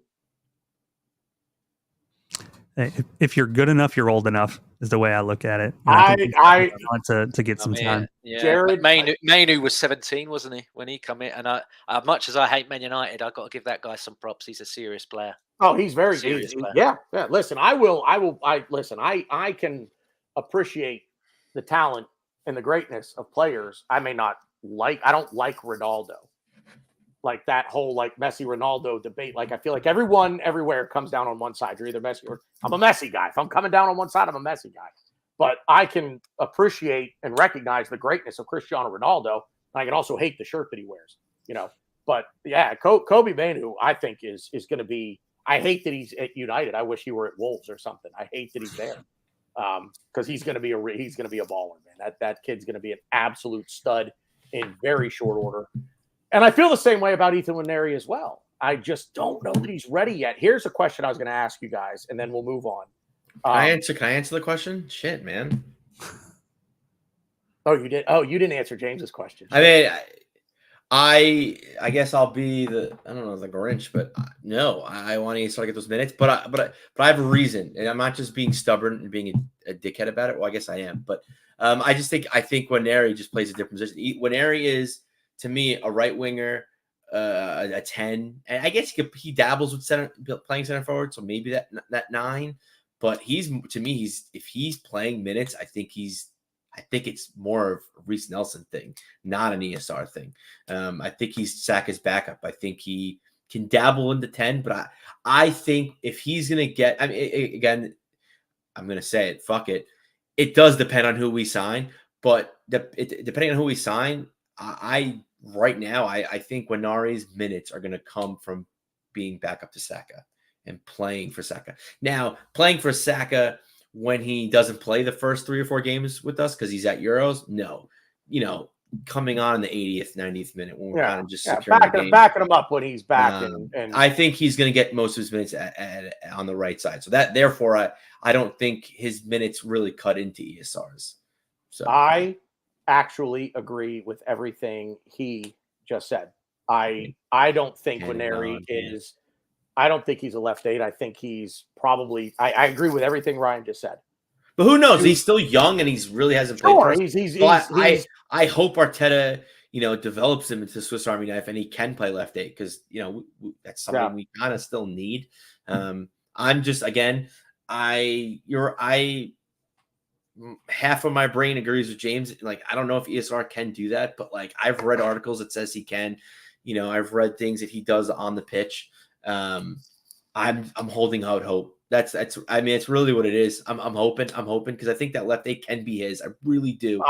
But his movement needs to be better. And it sucks because I almost believe that if we didn't sign Havertz, if we didn't get a guy that's so phenomenal, moving away from like moving off the ball and making movement like an art and like part of Arteta football, I think ESR would have got more minutes. But because Havertz just makes his movement just seem so effortless and easy, and how good he is, it's just like, oh, what am I doing? I have Havertz, and I want to get someone.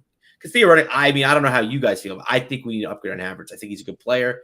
I don't think he is a nailed on our number 9 starter for the season, especially if we want to win champions and Premier League. It's not it for me. He's a great player. I'm not saying he's been bad for us.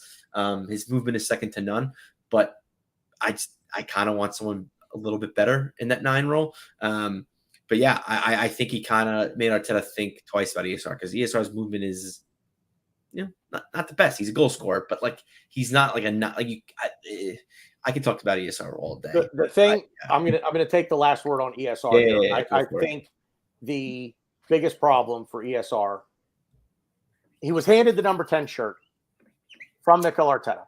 That didn't help either. Yeah.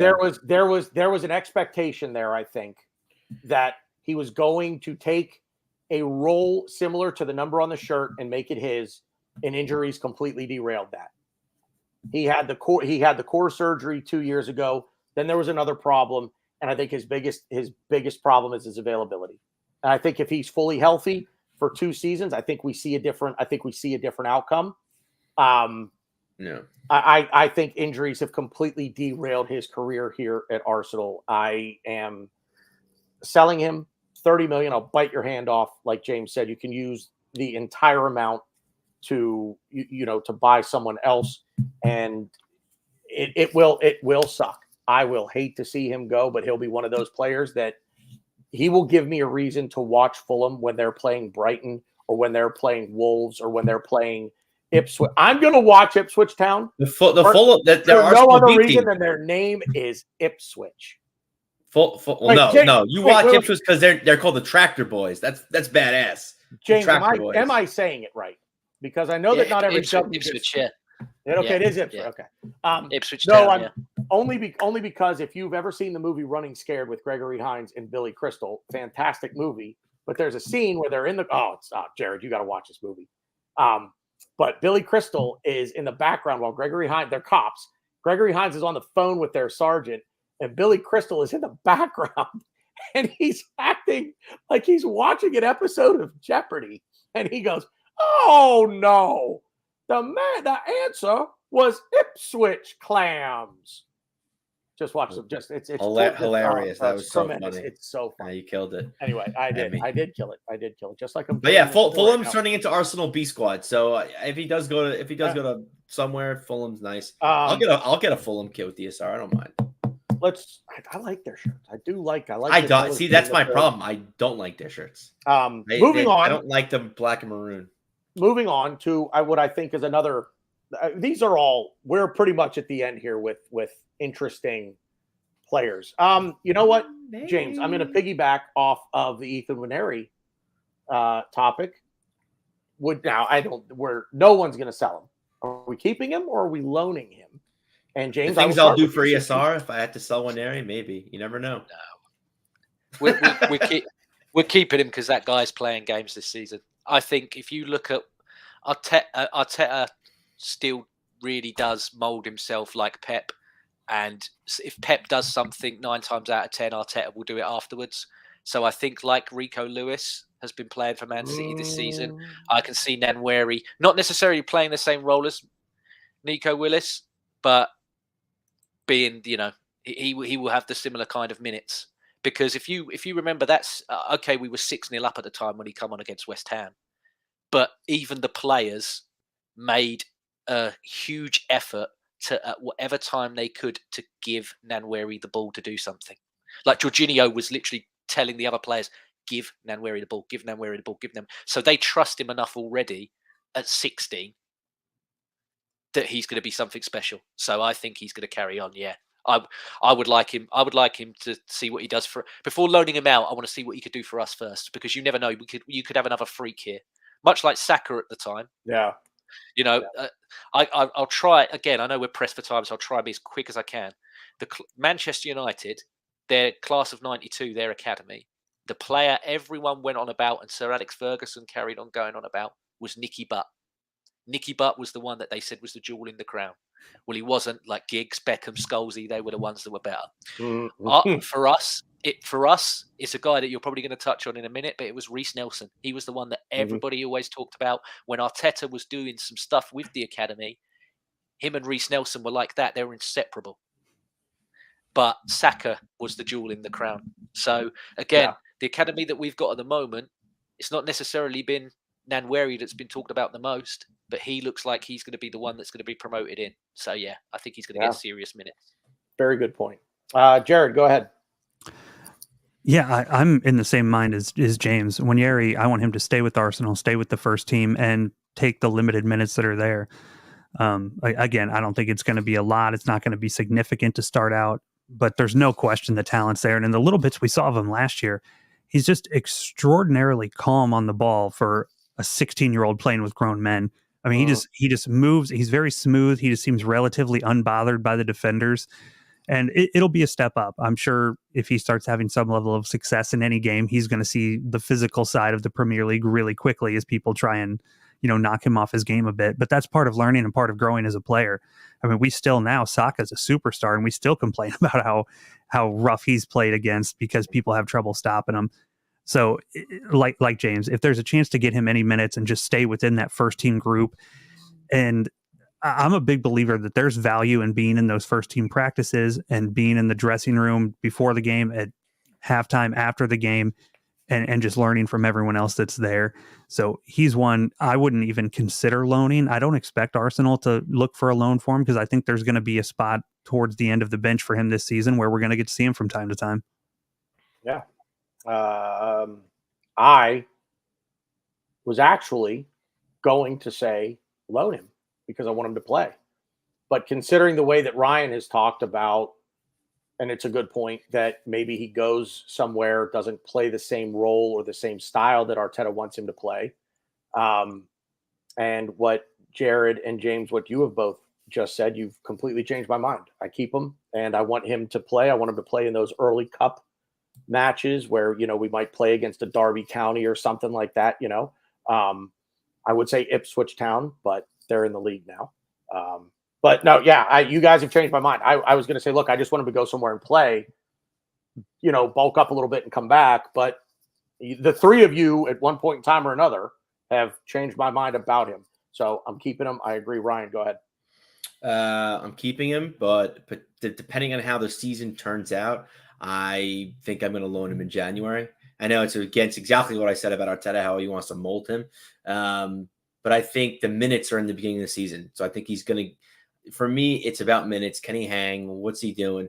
And then January, you assess the injury situation. You assess where we are in the league. You assess how we're doing and everything, and then go from there. But if we're in a good spot, I maybe continue his minutes on at another club, maybe for 6 months or for 5 months or whatever. But yeah. Jared, I'll start with you. Gabriel Jesus. I mean, I think he's going to be a keep. I don't see any club offering a number to us that would offset what he brings us.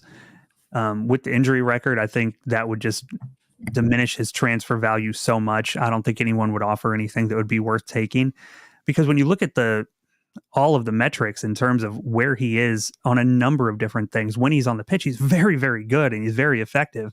He's, the striker that does everything except score a lot of goals, which obviously is not the number one thing you want in a striker, but he's so good in the build-up play coming back. He plays great outlet passes to the wingers, which when you've got two Ferraris on the outside and Martinelli and Saka, that's a really valuable skill to have, a guy who can hold the ball up and ping it out to those guys in full stride and get them going towards goal. So I'm a big fan of him. I think this coming season, he's not going to be looked at to play as many minutes as you'd hope from a starting striker, because Kai Havertz is going to play so many minutes there. And that might be the best thing for Jesus, is that he's in a role where he's splitting minutes with someone, and probably on the bad end of a 60-40 or 70-30 split. But if that keeps him with the team and also keeps, the minutes down a little bit, I think it could be a really good season for him. But just the metrics on him are off the charts in so many areas. It's hard to imagine getting rid of him because he does add a lot. And when he first came into the team, it was really evident that the quality went up and the attacking play altogether went up because he's just very good at bringing the attack together. And I think he knows really well what Arteta expects of him in that spot. So there's so many positives. I don't think any team would come with the number that would make it make sense for Arsenal to offset all those positives for a sale. Because like I said, with the injury history, I just don't think the transfer fee would be anywhere near what we would want it to be for a player like him. Yeah. James? It's tough because, again, I see him as being a backup, but he's a very expensive backup. So I could get people wanting to sell him, but I would keep him. And the only reason I'll keep him, and again, sorry to go on a massive tangent here. I know the majority of us here are wrestling fans. He reminds me of later stage Undertaker in that you just save him for WrestleMania because he can do a WrestleMania. He can't do it all year. You can't do it all year. That guy, whenever it's Champions League, as soon as he sees those banners with the Champions League balls on and that music, he transforms into the player that we all want him to be all the time. In the Champions League, he's the Undertaker at WrestleMania, but for the rest of the year, he can't do it. That's the thing. That's the only reason I'd keep him is the Champions League's an increased format now, so there's more games in it and everything else. And I will say in the Champions League, for whatever reason, that guy becomes insane. Like I've mentioned, dog with two dicks. In Champions League, he becomes dog with two dicks. Yeah. Ryan? This was one of the surprising ones I had in the list because much like Zinchenko, which we kind of brought him in at the same time, I think we kind of outgrown him.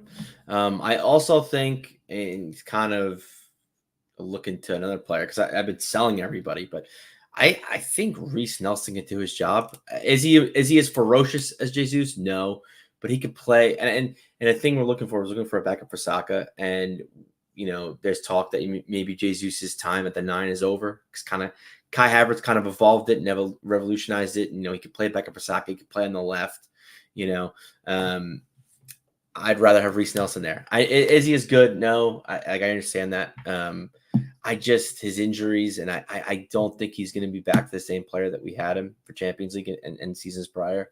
I guess in my warped, weird mind, I just think we can get money for him. I don't know how much. I think that again, obviously the caveat. There you go. I said it.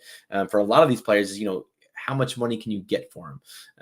What's the offer that you can't refuse? I don't know. That's what I was just kind of just saying. I don't know. I don't really know how much I would get rid of, but I just think we could take the money from him. I think. I mean, it depends. Obviously, if no one's offering anything, or if we're getting peanuts for him, then no, don't sell him. But I don't know. I think we can make our team better without him with the money he could potentially bring in. And like I said, I'm not saying Reece Nelson would take his place, but I think Reece Nelson can take his place. If we did sell him, though, I think he's one player where I think if he was sold, we're definitely bringing somebody in. Not saying we definitely are. This is my transfer market, and I'm selling Gabby Jesus. I am keeping him. And here's what he does that Reece Nelson doesn't do. He holds up the ball and he can distribute, as I think James said, and kind of play that. I think Reece Nelson can do that. It's very underrated. And because I'm not saying that Reece is on the right, Jesus is in the middle. I think it's, in my opinion, it's easier to hold up the ball in the middle of the pitch than it is out wide. And Reece Nelson is a wide player. Gabby's a central player. But I agree but Reece with you. Nelson's game to me is just more direct and at goal, is what at least should be. Whereas Gabby's is not that. He's more clinical. He wants to dribble in a phone booth. He wants to hold up the ball, with his back to roll and distribute from there, and then make a run off the ball and get the ball back and try to. That's Gabby's game. But for me, and I'll make this quick, it is more about rotation and having a quality, reliable backup than anything else. And while we are going to bring up Reece Nelson, since we already brought him up, I'll just go first. And based on the fact that, and I hate that I'm saying this, the way that Ryan was with ESR is the way I am with Reese Nelson, because Reese Nelson, I've said this for years, as the one thing you can't teach or coach: speed. You can't teach that, and he has it. But I would sell him because he doesn't get minutes. So I'm selling Reese Nelson. Jared, I'll throw it to you on Reese Nelson. Yeah, so Reese is a definite sell for me. And I'll say partly because I believe it's true and partly because I like having a go at Ryan. Reese Nelson can't lace Gabby Jesus's boots. They're not even in the same stratosphere. Fine. And also, if you get rid of Nelson, Jesus at times does play right wing for Brazil. Okay. So I think if you were looking for someone to be a deputy for both Havertz and Saka and kind of give you a little versatility up front, he can kind of fill both of those roles. I mean, I think we all agree he's not going to be a regular starter in the team if everyone's healthy. I think that's unlikely because of the emergence of Havertz up front. But I think he gives you a little versatility. He slots into both of those areas, and he raises the level a little bit because he may not be exactly what we want in a starting striker, but there's not many teams that have a better backup striker than Gabriel Jesus. I mean, it is similar to Ramsdale. It's hard to find a player. I'll say it would be almost impossible to find a player who's willing to come to your team that's better than Jesus, that's going to play in a backup role. I mean, that's almost impossible to find because the level's so high with him. So I like selling Nelson, keeping Jesus, and even floating the idea of Jesus deputizing on the right side. Not necessarily all the time, but we know he can do it because he's done it a bit internationally, and it just gives us a little more flexibility and a safety net because at some point, I know we've said it for like 3 years now, at some point we have to give Saka a little bit of a rest. He can't go 90 every single game, even though they proved me wrong to this point on that. I think at some point you've got to try and dial it back, from 11 to like 9.5 at least, and give him a little bit of a break here and there. Yeah. James? Reese Nelson? I'd get rid of Reece Nelson tomorrow. I don't see it with this guy in terms of being at Arsenal. And also, it's very, very easy for me to say with my long beard and my long hair, being a guy on a pod. I'm not trying to be needlessly provocative to fill up airtime on your show. I don't think this guy's serious about being a footballer for this club. I think he's happy that he plays for Arsenal. He's on 100 grand a week and he gets to walk around clubs in London, going up to girls going, I play for Arsenal. It's funny. I remember you saying that on Same Old Arsenal. I think you were on the one in, one out, one bank show. You said the same thing. Yeah. I was like, I don't know. Yeah, maybe. I don't think he's serious about it. Yeah. Every time he comes in, I think this is it now. This is your opportunity. Show me. And he never shows me, okay, he got a goal in an amazing moment at an amazing time. Yeah. But what else? What else? Right. Ryan? I mean, I can't disagree with either of you. But I don't know. I think the way Ryan feels about ESR is the way I feel about Reece Nelson too. I love Reece Nelson. I think his bravery on the ball. I think he could dribble in a phone booth. That's crazy that you don't think Reece Nelson can. I think that's what I'm missing, and what's missing is I don't know if he takes it as seriously as the other guys. Because I do, and it sucks because I think he can be the perfect squad player. You could bring him on, he could score that goal. He could show bravery and do things that not many players on this team can do. But again, if he's not serious, all that shit goes right out the window. So, just for shits, I'm gonna say keep, maybe loan, just because it's just I've sold pretty much everybody but ESR. So you don't have a team left. So yeah. So I think I have to keep the players. So I guess I'll keep, even maybe loan Reece, because I think Reece can show people. I think that's what it is. I think Arteta needs to sit him down and be like, hey, you need to show the world that you're serious and you want to play football. Show the world what you can do. What is that? Like, that's a line from Mighty Ducks 2. Coach Bombay to Gab, whatever. Mighty Ducks 2. I'm trying to hurry this up. Sorry. You're blowing it.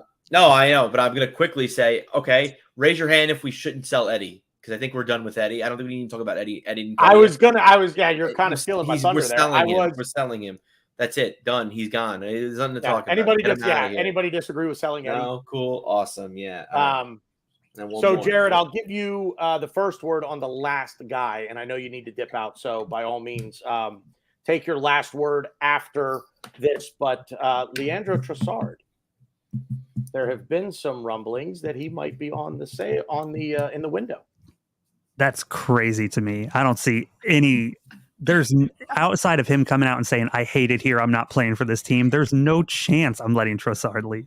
I think, if anything, he's pushing for a starting place more than he's pushing for a potential exit. I mean, he's been super dynamic when he comes on.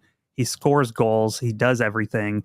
I think when you talk about guys who can dribble in a phone booth and have the technical quality to move in the box between multiple defenders, I look at Odegaard, obviously, and Jesus and Trossard are right up at the top. I mean, he's a phenomenal player. I think, if anything, he's battling for a regular starting position more than he's battling for a way out the door. So he's a hard keep for me, for sure. And I do have to go. I'm sorry. I wish I could stay a little longer. I've got a hard stop at 6:30. So, James, all right. Always a pleasure. Tanner, Ryan, awesome seeing Yeah, you guys. this was awesome, man. Yeah. We'll have to do it again soon for sure. Absolutely. Thank you, Jared. Yep. Later, boys. Thanks. See ya. I'll go real quick on Leo. The only reason that I could think that he might be for sale is that there are rumblings that someone is hearing at the club that, hey, there might be a team out there willing to offer you $80 million for him. Like, I just grabbed a number. I'm not sure I'd sell him for $80 million. But there might be some stupid offer out there that comes in that Arsenal just go, we can't say no to this.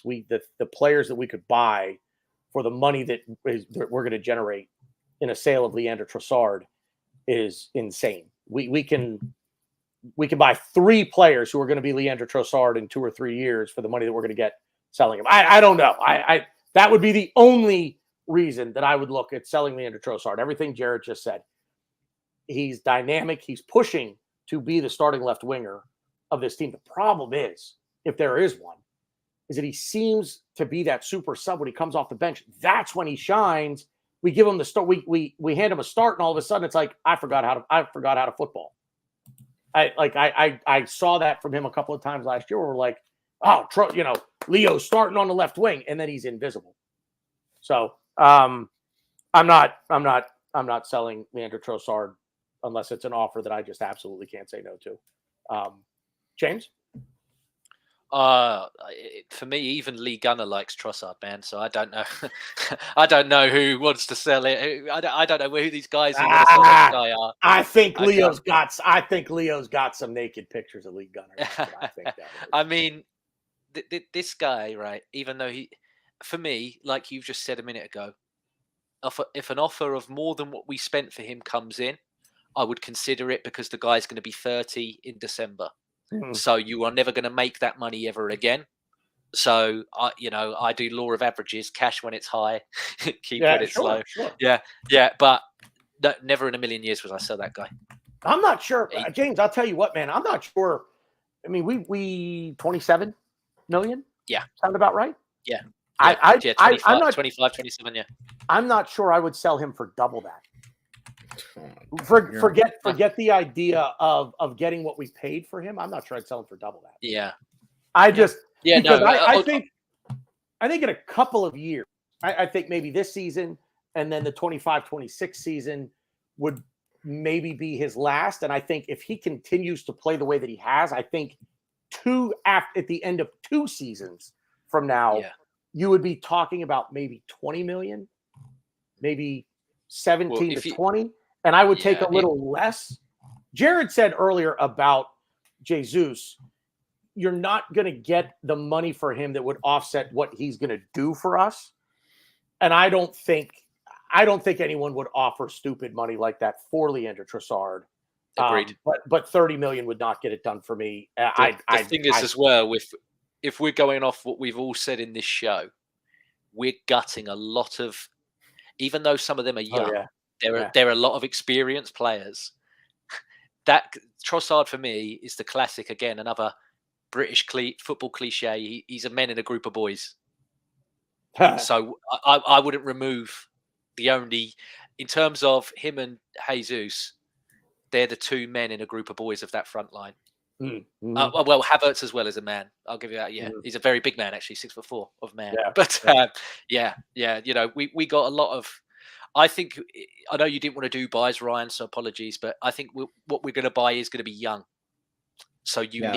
you still need an experienced core. That's why Jorginho got an extra year. Mhm. That's why I don't think so, and certain ones are going to go because you need some men in there. Mhm. I mean, the goalkeeper that we were looking to buy from Wolves that we offered the 50K for, he's an older player because he wants Yeah. it. You got to have a few men in there just to offset the group a bit. Yeah. Ryan? Yeah, who put Trossard on this list? I did because I'm not saying I'm definitely selling him, but again, 30 in December. Trossard is never going to be the. I don't want to say he's never going to be this good ever again, but this is his peak. I don't see him being worth more than right now. So I think if you make a decision on Trossard, it's now. It's now or never. That's why I entertained it. I entertained it for a while during the season. And then every season he just proves me wrong. He just scores goals. I'm like, okay, more money, more money, more money. I think if I could see a team putting stupid money in for him to be their star player, to be their, I guess, star man, not star boy. But I think you have to entertain it. I think we want players better than Trossard, if that makes sense. He's a great player, great off the bench. But if we need him to start, I do think we could win if he needs to start an extended period of games. But I think we can get better. Yeah, and I think we you should. basically you're wanting what he gives us, but for more years.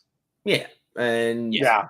Yeah, and I don't think. Yeah, no, I think that's spot on. I don't think there's nothing wrong with that at all. When you Yeah, put it like that, yeah, when you put he it like scores that, I goals. agree. He scored very important goals for us. But what else? And he's 30. I don't know how much longer he's going to do this for. This is his peak. This is our time. And you want, people be talking shit saying, oh, we can't sell. We're terrible. We take people's values. Well, this is our chance to shut people up. Is it the right move, though? I don't know. But this is a move that I think could potentially make us a lot of money if we sell him. It would be a rough sell for us. But again, I'm breaking my own rule too, James. I think if we bring somebody in, though, I think you have to entertain any deal that comes in for him because I think you can make some decent money. See, go ahead, James. If you're looking at that first team right now, there's 2 slots that are potentially starting slots, and that's that left wing. As much as I love Martinelli and I love Trossard, that left wing's up for grabs. Yep. And that number 6 is up for grabs, unless he's going to move Rice back, which I don't think he's going to. So there's 6 and left wing. I know I won't say names of who I think we're going to buy or who I want to buy, but I definitely think we're buying a player in both those positions. So, well, hold that thought because I was going to come to that. Well, I don't. I agree with you. Will Trossard accept potentially being a third choice player? That's another big one. Yeah, exactly. Especially at 29 and coming up to 30 in December, and having the year he had for us, like yeah, he's going to be like, I got a short window. Yeah. How quickly am I going to be replaced? It's tough, but again, like we spoke about again the whole episode, the level. That's the thing. The level was right, and I got bollocked for it on the same old Arsenal. I feel that we have to win something this season, you guys. Yeah, we have to. Yeah. We have to. There's been too much. There's been too much spent. Too many years to go with nothing. For me now would be unacceptable. You got 4 stabs. You got 4 stabs at something. You got to pull at least one out of the bag. Yeah. It's the thing that I think I have come to realize here is that with this, he being Arteta, does not seem to take the League Cup or the FA Cup seriously now. It's like, okay, I'm just focused now on Champions League, Premier League, and I don't want to waste anything over here. But then the problem of rotation creeps in and he doesn't rotate the players. So I almost feel like, I know this isn't the message in the dressing room, but it's almost as though he says, look, guys, you're my guys. You're my 15 guys. You're going to play. But I don't want you to take this game seriously because this isn't the trophy that I want to win. I want to win all the trophies. And I think the two of you and Jared and everybody watching right now, I want to win all of the trophies. It's a massive disappointment to be this good and to lose a game, let alone get knocked out of a cup tournament. You know, that sucks. And to look at it and say, and the reason that we're out is that I feel like he didn't take it seriously enough. You start taking it seriously at the first game of the season and within the first month and say, I'm going to rotate the squad a little bit because these guys that are going to play meaningful minutes down the road have to play some meaningful minutes now. I can't ask them to come in December or January and do the job when they weren't on the job for the first 6 months, 5 months of the season. You know, they were sitting on the bench and they were watching, but they're not doing anything. So I'm basically pushing my car out of the garage, as Ryan said, push the car to work, but I'm basically pushing my car out of the garage on flat tires with these players that just don't get any minutes. So you got to win something, but for me, it's more, and we absolutely can win the League Cup. We can win the FA Cup again. We can win them all. I don't know that we can win them all in the same season, but we are, if we are not 1A, we are 1B in terms of favorites to win each of these 4 trophies. I don't know, Real Madrid, they're just built different at this point. I go to the Super League because what they do is just silly, but that's another show for another time. But yeah, you got to win something at this point. And my only problem with the Premier League is what Manchester City have done, and not to go down the road of 115 charges and the suing the Premier League and everything else. It is hard to beat a team that is basically playing on a different set of rules than everyone else. And we can beat them. We did beat them twice. We held them scoreless once. So our problem is taking the other games as seriously as we take those games. So, and that goes not only for Arteta, but the players as well. What do they always say, James, over there? Stoke, a rainy Tuesday night in Stoke. Yeah, you've got to figure out how to bury them. Yeah, in that thing situation. For me, which I think will be very, very interesting in this upcoming season. And again, I don't want to jump the gun and completely change the show from the format that you've already had, but I don't feel, and I've been told this by people for a very long time, and I never believed it, but I started towards the end of the season. I started to see it, and I thought, you know what? I owe all of these people an apology. I don't think enough clubs hate Man City because I think they look at it and go, that's 6 points a season we're not getting. So I'm not saying they don't try, but do you know what I mean? There's not a conceited effort to want to beat these guys. Instead of the 110% effort, we're only giving 70. Yeah. I mean, there's still clubs that look at Arsenal, look at Man United, look at Liverpool, and go, "Oh, I want to beat them," because their fans get upset on Twitter and they nibble at everything. No one really, especially over here, no one really knows Man City fans. Nobody knows any, other than they're starting to grow. I mean, where I live, I'm in a county outside of London, and we have one football shop, and at the front is mannequins with all the kits on. There's now the Haaland shirt at the front. I never thought where I live I'd ever see a Man City shirt at the front of a store in my lifetime. But now there's the Haaland shirt, there's the Bernardo Silva, there's the De Bruyne. It used to be the Mahrez top.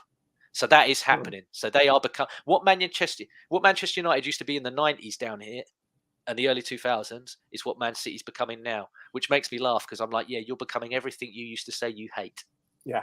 Yep. So that's what's making, so that's what I find. But I think next season, especially where they've sued the league, I think a lot of the other clubs now are going, fuck you guys.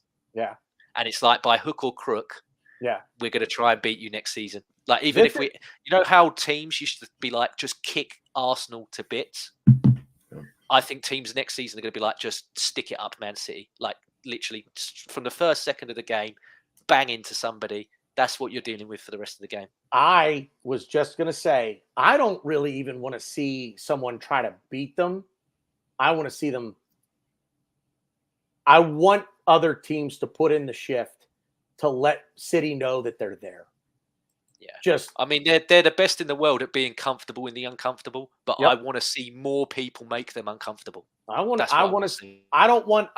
never, ever root for an injury to anyone. I will never, ever root for an injury to anyone. I don't care how much I dislike a professional athlete. Bad karma, I'll never root for that. But I would not mind seeing someone 2-foot a City player, doesn't get hurt, but go in, make the challenge, scrape up his shins a little bit. Get on his ankle. If someone sends Rodri up in the air, I'll be like, oh yeah, I love this. Yeah.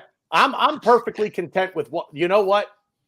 Can we get Harry Kane to like Leicester for a game where somebody goes up in the air and he just kind of hip checks him, backs up. Oh, I didn't see you there. I'll take that. Yeah. I'll take that. You know how the guy at Palace, MacArthur, volleyed Saka that day? Like, he literally volleyed Saka like he was a football. Someone do that to Rodri, I'd be over the moon. Yeah. Anyway, I wanted to do one last thing, and then we're over 2 hours. This is what happens when I don't get to do a show for the better part of a month. One player, if you can, and James, you had kind of touched on it before. One player that if you could bring in one player, who would it be? Within reason. So I've done 3 of these podcasts already. I was just gonna say, I don't want to spoil my pick. Yeah. I will go with Kudus from West Ham. Yeah. Wow. Is it even a rumor? Yeah, it was. It was last season. I know it was last season. I don't know. Before the 30th of June, he had an £85 million release clause. But that now will be God knows what. And again, I don't think West Ham sell their best player 2 seasons in a row to Arsenal. No, my God. I don't see. I'd love to see it because that guy can play left, right, and central. Yep. So he cures everything. I was screaming for him last summer. Ryan, is that same thing? Are you? No. I like him. I didn't mean that sounds so fucked up. No. I'm actually gonna save my player because I plan on being on Same Old Arsenal on One Out One Bangs. I'm calling my shot. I'm gonna be on that show, whether Tanner's with me or not. That's his prerogative. So I'm gonna save the good stuff. What I will say, I'll give a little hint. I mean, we have over 100 people watching. It's fine. I'm just gonna say this, in that. Well, give me someone else then. Fine. We weren't linked to this player. I'll give a hint. We weren't linked to this player directly, but there's hints. How do I explain this? There are hints to this player. I don't know how I can word this. We weren't linked to them directly, but there were hints of a player of a certain nationality, of a certain this, that, and the other thing that this player checks off. And it's not a player that people would suspect, or really, when you think about it, when you see the name, you're like, we don't need him. But I'll get more into it on Same Old Arsenal, and I'll leave it there. I think I know who it is. I'm not going to spoil it though. You could say I'll tell you off camera. Will you put it in the private chat?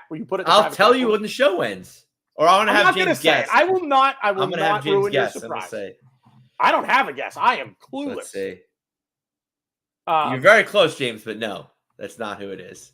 Your next guess is probably going to be the answer. Yeah. Okay. Yep. Yeah. Okay. Right. Interesting. So because funny enough, Arsenal when Ryan gets invited on the show. Funny enough, my godfather was at the game yesterday in Germany, and he was asking the locals, and all the locals said it was the first one that I typed. Yeah. Because they said, who are you playing pre-season? And why has that game been arranged? Yeah. That's fair. I would listen. That's not. Well, to be fair, if that happens, that's insane. If the first guy comes, even if the second guy comes in, them two are insane. Yeah. If we do those deals there, that is Ozil levels. You know when Sky used to have transfer deadline day and guys used to put dildos in ears? Yeah. Them two signings are a dildo in your ear signing, man. They're crazy. They're crazy players. Yeah. Yeah. I'll give you my player, and it's not going to be very popular. Ryan, you should already know who this is. All right, is it the same? Is it the same person you're going to use? Because if it's the same person you use for the same Arsenal, I might disinvite you to the show. Is it Rashford? I'm kidding. No. Oh no. Okay. I I was worried you were going to say Rashford. Was it James, was it the show you were on where the guy you were with said Rashford? No, one of the shows. No, one before. Yeah, I one before. watched them all like together, and I'm like, it's. I get the sentiment behind it, but like, if you're saving Mikel Arteta, if you're saving him, and you have any choice you want, I'm not going Rashford. Let's put it that way. We're not doing 350 grand a week on that guy. Well, I mean, No, that too. No way. Yeah. But I will say though, if someone can turn him around, it's Arteta. If someone can make him the player he can be, and he's shown signs of it, Arteta can do it. But yeah, I mean, that's why I would what I was going to say about Rashford is he would get an honorable mention on this list for me, because I do think Arteta could get a very, very, very pretty tune. Like if we bought him, I would be happier than most. But again, if I'm saving Arteta from what I don't know what he said, from a burning bush or burning something, I'm not saying Rashford. Let's put it that way. So my player is a shithouser. Likes to stir the pot a little bit, and I like that. No. It's. I'm not gonna like this. Oh, jeez. No one does. No, most people don't like this. You realize too, I have capabilities of ending the stream. I could hit the end stream. So if you say anything I don't like, I'll do it. Is he from Scotland? No. Oh, I thought you were going to say John McGinn. So when you no. I thought okay. Okay. I mean, realistic. If there were, I don't think Ollie Watkins is a realistic option, but in terms of really, I think he is. I don't think he is. I think Aston Villa would probably want at least 150 million for him. You know, it's funny. So fine, James. What do they call that? The English tax or the English premium or whatever? The only thing with Watkins is that it's his dream to play for Arsenal. Yeah. So if he pushed the move to say, I want to leave and join them, that's the only thing you can hope for. Yeah, but I'm with you. I can't see it happening at all. No.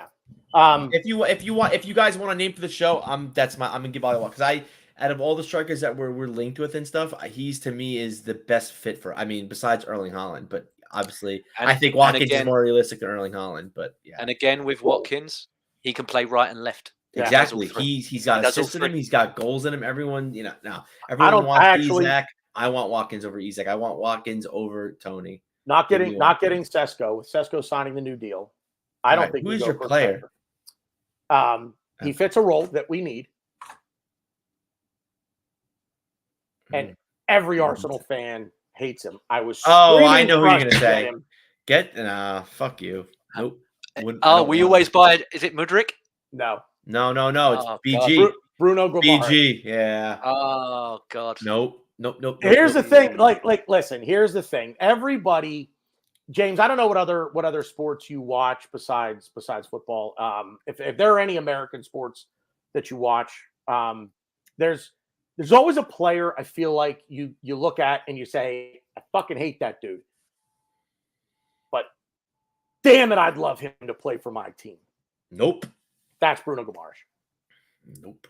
That's I know that Ben White. Go ahead, James. Sorry.